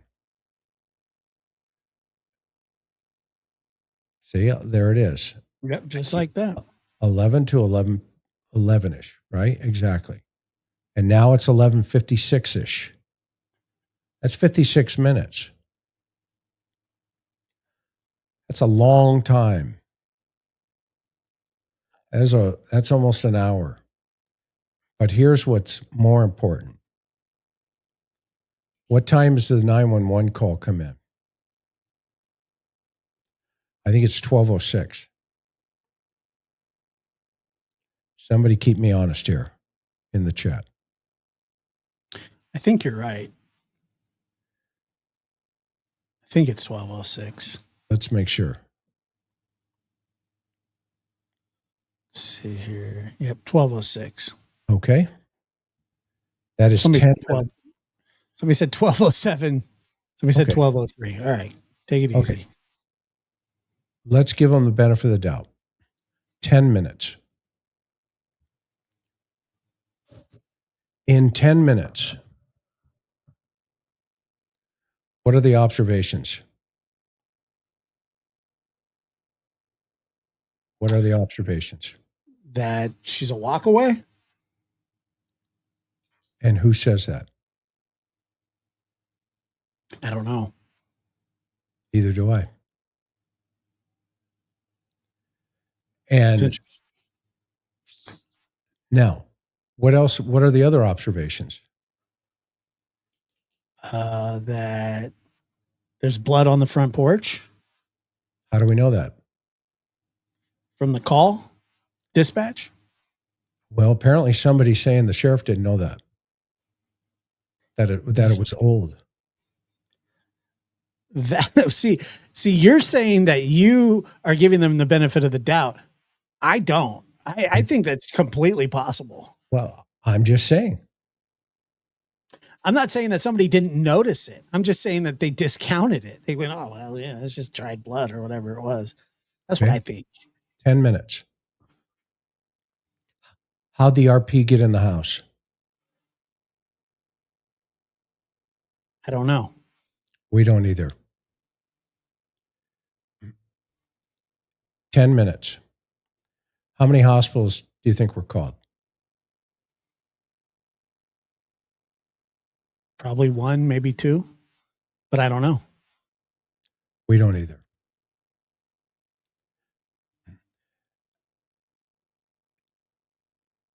If we don't know how they got in the house, we don't know how many hospitals were called. How many cars were impounded? At least two that I know of. Okay. And whose were they? Annie and Tommaso and Luke Davis. What about Nancy's? Oh, yeah, Nancy's was two. So we got 3. Do you understand why Luke's was towed? No. The sheriff just told us in that controlled environment, in that controlled press conference. Well, there were some things, we went to a judge, we got a warrant, yada, yada. Okay, and I'm not saying they can or they can't be, we're not saying they are, we're not saying they aren't. We can still pull them in if we have to, but we had probable cause. Okay. Well, what about the Honda? What do we know about the Honda? Why was it towed? We don't. So in 10 But minutes. nobody asks that question either, Chris. So in 10 minutes, all of this non-information creates itself by calling 911. Have you heard the 911 call yet? Me? Yeah. No. Me neither. So the next piece of the puzzle is there were other phone calls being made behind the scenes. Who got the first phone call?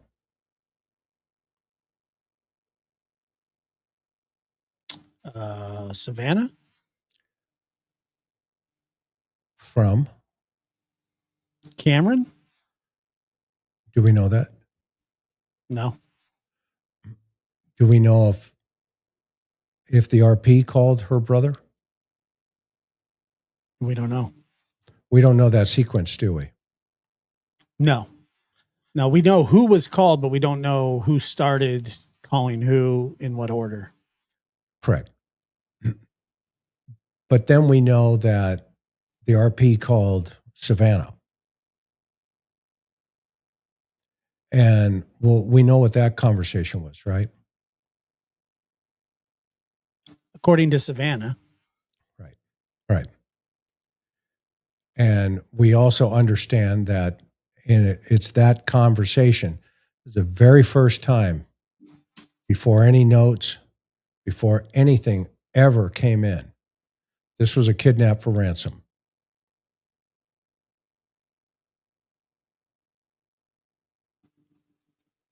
Yeah. Well. So here's a question. Where'd that narrative start? I have an idea, but it's probably wrong. But to be honest with you, we don't know. Did it start with the suspect? I don't know. Well, according to Savannah, it started with her brother. But it could have been brought up by somebody else before that, couldn't it have? Could have been. Her sister. Could have called her brother. And now the notes come in, and guess what? It's a kidnap for ransom.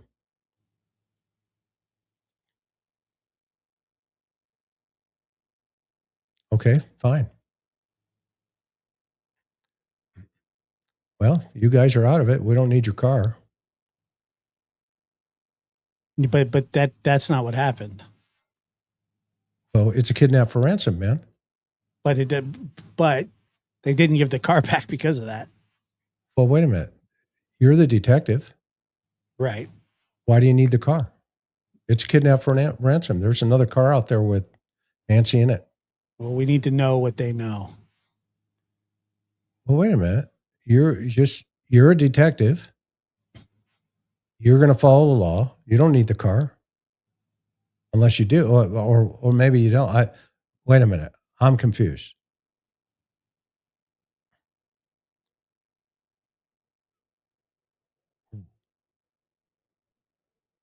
Hey, Sarge, guess what? What? The Honda? Yeah. We need to impound it. For what? In fact, we got to investigate it. Okay, I'm going to ask you again. For what? Well, that was the last place. That was the car she was in, man.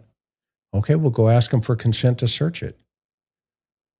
Pull an alternate light source out run it through the front seat and in and around, see if there's anything there. Okay. Can we do that? We're new. Yeah. So you guys swab the blood on the front porch? Yeah. Leave the mat there. Okay. You see how that none of this makes sense? Kind of makes sense, maybe makes sense. Okay. And then in the middle of all this unsensible investigative process, a reporter gets a tip. From who? The sheriff's department? No. The FBI. Remember, her source is an FBI guy, person. Banfield's source in the very beginning. Whoa. Wonder what those odds are. Because they've been stuck out to dry for 4 days. Kind of like Cash going, I'll just release the video. And he did. And a couple other things, because we're on a roll here. Sure. What time did the garage go up? I can't remember the exact time. I just remember like how long they said 11:48. But it was it you said 11? Yeah, I think it's 11:48 or 9:48. Well, it's something 48. You guys keep me true in the 9:48. There it is in the chat. What time did it go down? 2 minutes later. Right, 9:50. So the next morning you're looking for mom. What time did the garage go up? 9:58. The next morning. Oh. 11. Oh, I don't know. Oh, okay. So they didn't search the garage for mom? They didn't push any buttons to go outside and look for her? Cut through the garage, maybe? You have 10 minutes. Maybe, but we don't know. Okay. So we don't have that. We don't have those numbers. They're not important like the numbers the night before.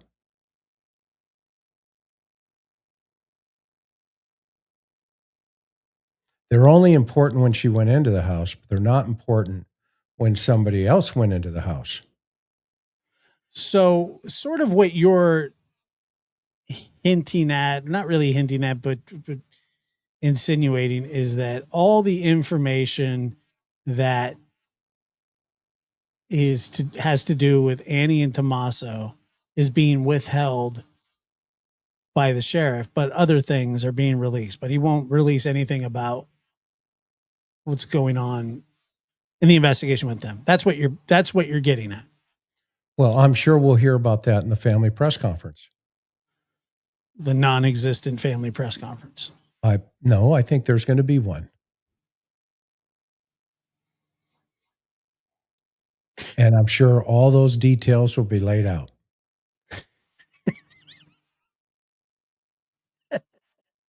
I'll believe you. I'm sure it's all going to fall into place when that press conference takes place. But they don't owe us anything, Chris. No, correct. I'm but they owe kidding. their mother something. They certainly do. No question about that. I mean, that's indisputable. It truly is indisputable. I mean, it's not. Nancy's the victim here. Correct.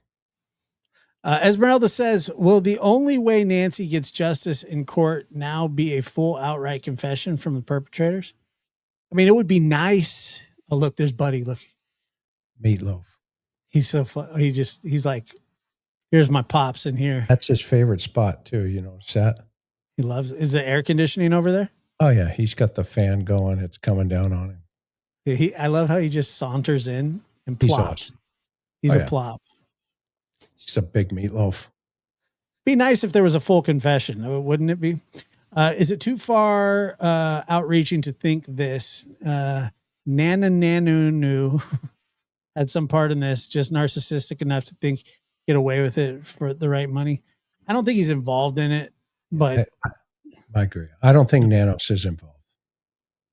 no, I don't think he's involved, but I think that I think he is. incompetent. Well, no, I think he's purposely misleading the public.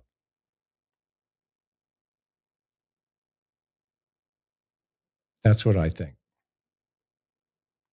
I think he is purposely coming out and saying things to confuse everything, etc. I mean, because if you just look at how just within the last week and 7 months or 6 months, whatever it's been, how he comes out one day, he's got everybody in the circle. And then the next day he says, I want to be definitively clear again. Look, we just need to stop listening to Nanos and start listening to the family. That's it. It's that simple. And so I'm sure they're going to organize that press conference. And we're going to talk about, or not me, but the media is all going to be there. And everybody's going to be there. And they're going to say, look, we need your help. The sheriff's department is incompetent. It's obvious. You've read about it in the New York Times. You've read about it in the Wall Street Journal. We need your help. This is my brother, Cameron. Cameron? I'm Cameron speaking for the family. He did it already. And then the next person will be, this is my sister. She wants to say a couple of words. I need to, yada, yada, whatever that's going to be. And then the next person will be, Savannah. And then the next person will be Tommaso. And maybe the wives, seeing how they're in the new note. Everybody can be there in unison, kind of like the card coming down the driveway. But let's do it in a controlled environment so that everybody, in the mainstream media, including, the people that can't get interviews with Nanos, like, Brian Enton and Jeanette Levy, all these other folks as well, Ashley. I mean, the names can just go on. Everybody can be there. Go. Chris, Karen.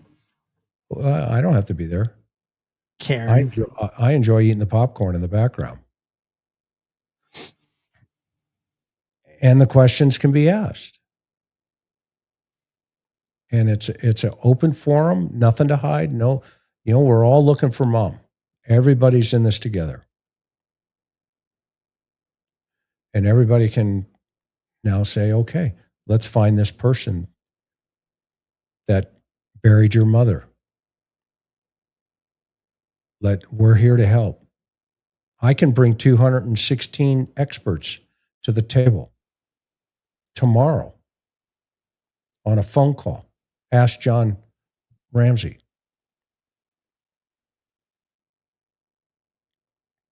Ask Chief Huff. Ask the State Department. The cold case file, we've done work for the State Department. It's not rocket science. But let's have that press conference. What do you think?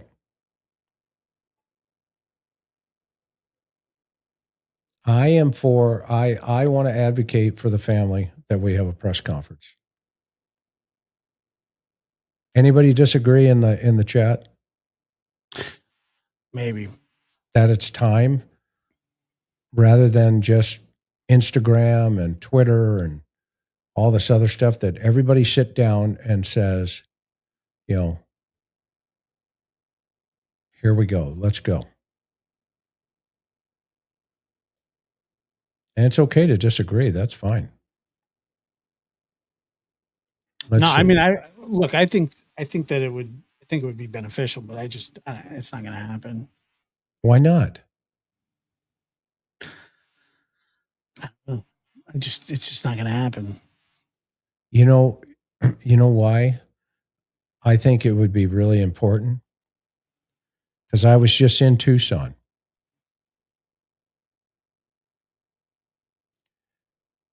And I drove around looking for a single flyer about Nancy Guthrie.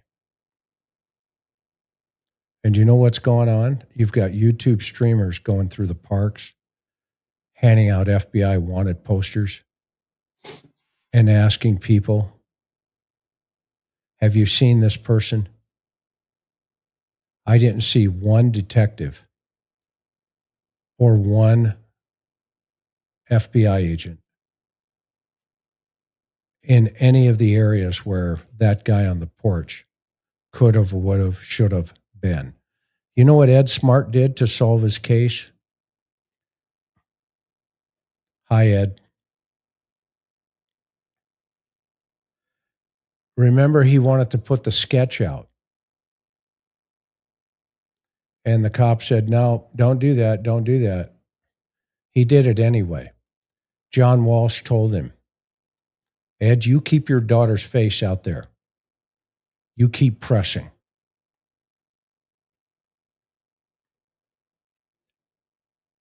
The rest is history. This is how that's what you do. He kept her in front of the media, front and center. And he had his family standing right next to him. Well, let's make it happen. Let's get out there, get everybody together. You can pull them together from Vermont or have it in Vermont. Maybe that's where A&T are. Maybe everybody's together. Well, rather than coming out and, you've got to do what you got to do.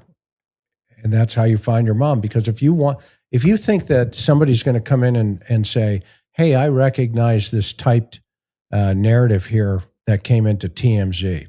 I'm here to tell you that could be my Uncle Charlie. Yeah, that's not happening. That's not happening. You know how many of those you're going to get? Yeah, and they'll all be wrong. Versus a tweaker coming in with an FBI file and going, or a folder going, can I ask you a question? Yeah. Did you say there's like $1 million? Yeah. My Uncle Charlie. I know this guy. Do you have an Uncle Charlie? No. How do you know him? We're locked up together. I have one. Really? Let's talk about it. Let's see. Somebody recognizes the note versus somebody recognizes the suspect. I may not be the sharpest tool in the shed, but the old verbiage that says a picture's worth 1,000 words may be in play here. If the sheriff's waiting for people to say, I recognize those words, but I don't recognize this face or these actions, this attitude, the way this person walks. You know what? He disappeared one night multiple times just around the time that Nancy disappeared. And by the way, he drives this type of car and it's this type of color and it's right out there. You see, this suspect is right there this whole time. And I know you're watching. You're right here. You see, but I know that. They may not know that. I know that. And it's a matter of time because somebody around you is going to crack, and they're already cracking. And I love these YouTubers. They're awesome because they're going to flush you out. They're coming. I guarantee it. I see these live streams all day of these guys going out, to the parks, asking people on dope, who, by the way, you or may not know. I don't know yet, but they probably know you. And they're going to dime you off, man. It's going to be a beautiful thing.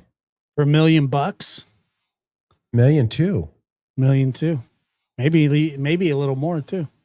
And maybe even a lesser charge. We don't know yet. And $1 million too. I don't know. But somebody, that's the person. And that's the direction they need to go. They haven't even gone to the street teams again and really push it out there. Nanos has done none of that. And it's interesting because what does he say in these press conferences? Well, somebody out there knows. Well, what do they know?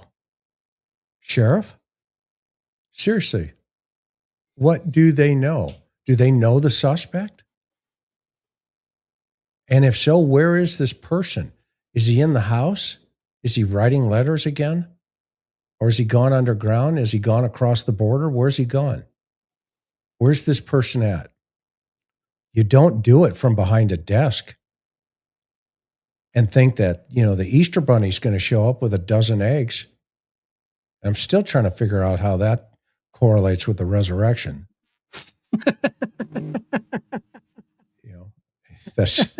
That's just me. You're gonna be wondering for a long time. And and this person knows. People know when they do things wrong. They know. They're not stupid. Criminals aren't stupid. They're people. And it just depends on the level. I mean, and some of them can fix their lives and they do really well, 10, 15, 20, 30 years. They clean themselves up off of drugs and they made mistakes earlier on. That doesn't mean they're bad now.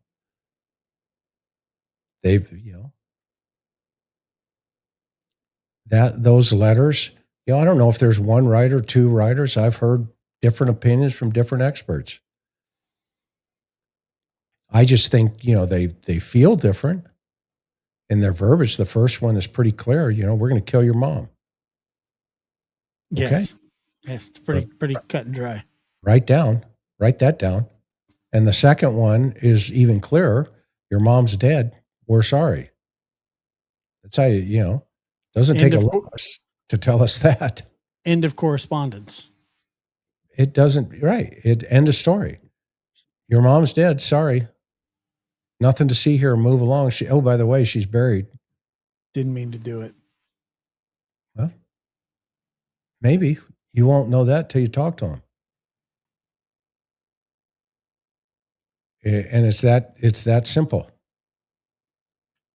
It's not complicated. I don't need a PhD to say that.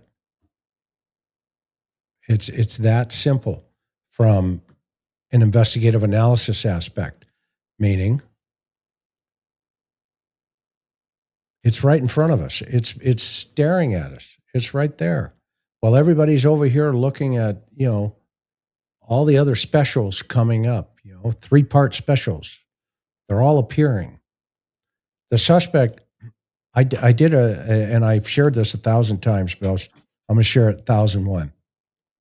I leaned over to Wesley Allen Dodd. I leaned across, where he's sitting, where I'm sitting.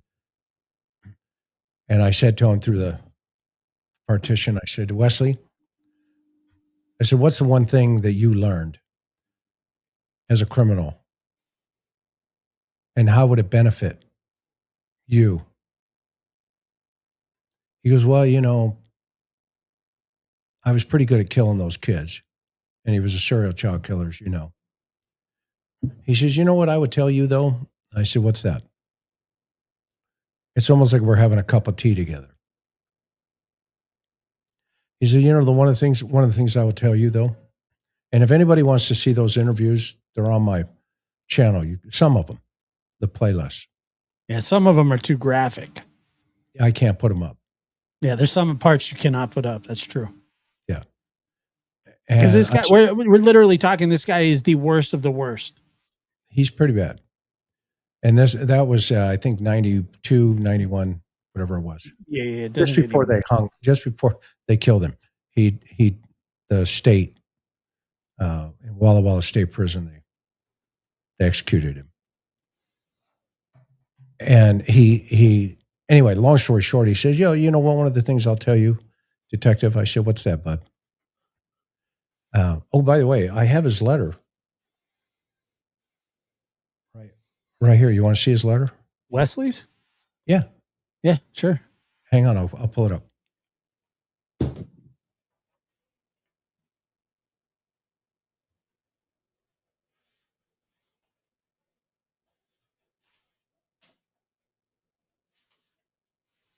There goes Buddy.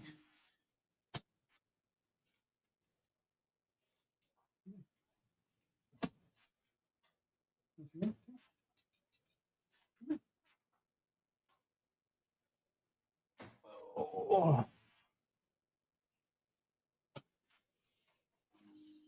What's up? Say hi. Say hi to everybody.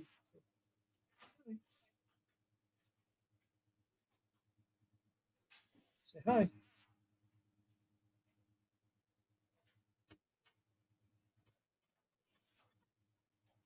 Say hi. Now this is Otis.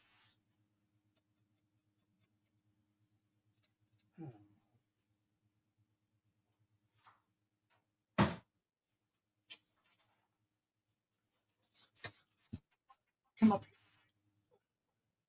here.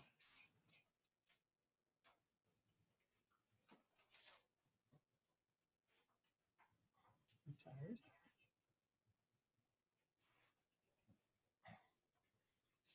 Look, it's Chris. Look. Say hi to Chris. Look. Right there. Look. Here's the. If you can see that, can you see that? Yeah. Wesley A. Dodd. And there it is, Detective McDonough. See that? It's postmarked December 26, 1991. So the plan was I was to go in talk to him about killing kids. And so and this is dated. What's the irony in this? It's dated Christmas Eve. You see that? December 24th. So this guy is celebrating Christmas. So here he goes. Detective McDonough. He said, per my last letter, I want to let you know that I will definitely be here in Walla Walla on January 11th. And I want to meet with you. At the time that you had put into your last letter, for the reasons stated in your earlier letter to me, happy holidays. Sincerely, Wesley Allen Dodd, number 933606, IMUG 10, Washington State Penitentiary, P.O. Box 520, Walla Walla. So basically, you guys can see that. He wrote that? Is that a typewriter? No, it's handwritten. It's pretty good handwriting. Yeah, it's pretty clear. So this was the invitation. Well, this was part of the invitation. The other one was he was worried that they were going to kill him. And then here's his consent form to let me in. into the penitentiary as a prisoner to talk to me. When you do that, you got to do that. It's all my notes.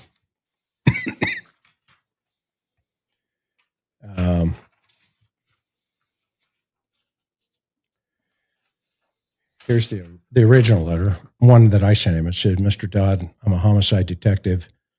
I have a keen interest about what you're doing, obviously, and my expertise is crimes against children.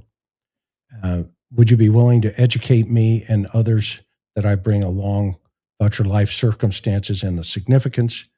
I'm writing to ask if you'd meet with me. And if so, my contact numbers are and my address is," and boom. So he sends back that handwritten letter. Then I've got one here, obviously, from the, here's the one. This is the handwritten, December 6th. So it took, he goes, "I received your request for a meeting on January 11th. That'll be great. I want to meet with you. The date you have chosen causes me a little concern, however. The state Supreme Court has just set January 14th to hear an argument on my case. At this point, I don't know whether I'll be present at the hearing or if my attorney can handle things about my presence.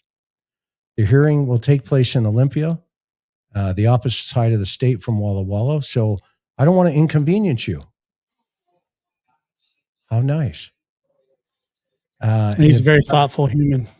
It is it's quite likely my execution date will be set at the conclusion of the hearing, and I'm not going to appeal it because time is short. And so if you want to meet with me, now is the time. For now, I plan on seeing you on January 11th, and we'll notify Jerry Davis, admin assistant 4 here at the prison, that I've agreed to meet with you. And I won't, but if I'm not here at Walla Walla and up in Olympia, I wanted to notify you immediately. I hate that you would come to Walla Walla to find out that I'm not here. Sincerely, Wesley Allen Dodd. And this is after he was convicted and everything. And isn't this is this the same guy that did the mock execution on you? No, that's Brandon Wilson. That was another killer. Yeah. There's Gary. Gary doesn't even know I have these letters. So I recognize his handwritings. What's up, Gary? Dr. G. So anyway. Oh, that was awesome. Thank you for I mean, that handwriting is terrifying. Well, you know what? I don't know why. Well, because those hands killed children. It's a good point. And did many other foul things to them. Well, that goes back to this, not my first rodeo, as the sheriff said. I've been doing this a long time. And did you have that conversation with Wesley? Oh, yeah. It's on. Well, I spent 6 hours with him. No, that's what's on YouTube. Well, only parts of it. Yeah. But I have all those, just like I have these letters and all of these notes about that visit. I have all these notes here about his life, all broken down. Remember, the goal was to get into his head because we were having children in San Diego County. We had all those body dumps. We had 43 prostitutes that were murdered and dumped. And yeah, not my first rodeo. Absolutely not. Or Gary's. What do we know? We're not in the BAU. I don't have FBI behind my name. No, but one of your best friends is a FBI profiler. Well, he ran the unit. Right. And taught it. Yeah, and he hired a lot of the people that are on YouTube today. He was there long before them. He hired Mary Ellen O'Toole and brought her in. And anybody in the Bureau knows that. His name is Greg Cooper. You can see him in the John Bonet series. I took one of his classes.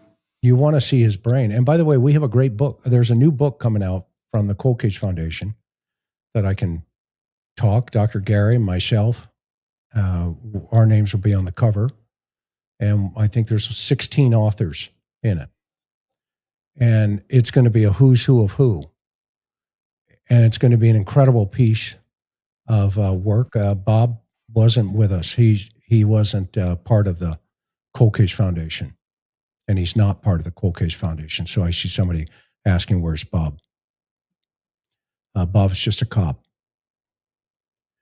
And so this idea that we've assembled all of these experts, I mean, everybody from Ann Burgess to Victor Petreka, I think Ramsland's in there, all kinds of people.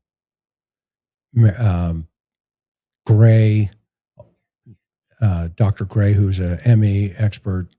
There's all kinds of things. Any subject you can think of, even Vernon. I think Vernon Gabert's in there, the godfather of homicide. Everybody has written a chapter. And it's going to set the true crime community on fire, because you're going to read from people that are still doing it in consultation work. And Dr. Gary's been doing a tremendous amount of editing, and I'm one of When the is it out? Well, it'll be out by probably the fall, or excuse me, probably by spring, before spring. Hopefully before Christmas. We'll see. I don't know. The publisher is, still working through it. And it's a major publisher, so I don't want to get ahead of it, but because I'm not, you know me, I stay behind the curtain until it's time to take the sword out. Well, it's going to be interesting. You think we'll get a panel? You should. We'll see. You should. We'll see why you wouldn't. It's good. You guys will love it. I think you're going to really love it. Francine Bardot's in it. Yep. Everybody's in it. So, and there's people in there that you're going to go, who's that? And you'll see. They're like really, really super smart people that, aren't interested in YouTube or anything like that. They care less. They just want to catch bad guys who've been doing it forever. That'll be interesting. I can't wait. I know that you guys worked very, very hard on it. And so Gary said, having looked at it all for editing, oh boy, wait till you guys see me and Francine talk about Jack the Ripper, me and Ann talk about Lizzie Borden.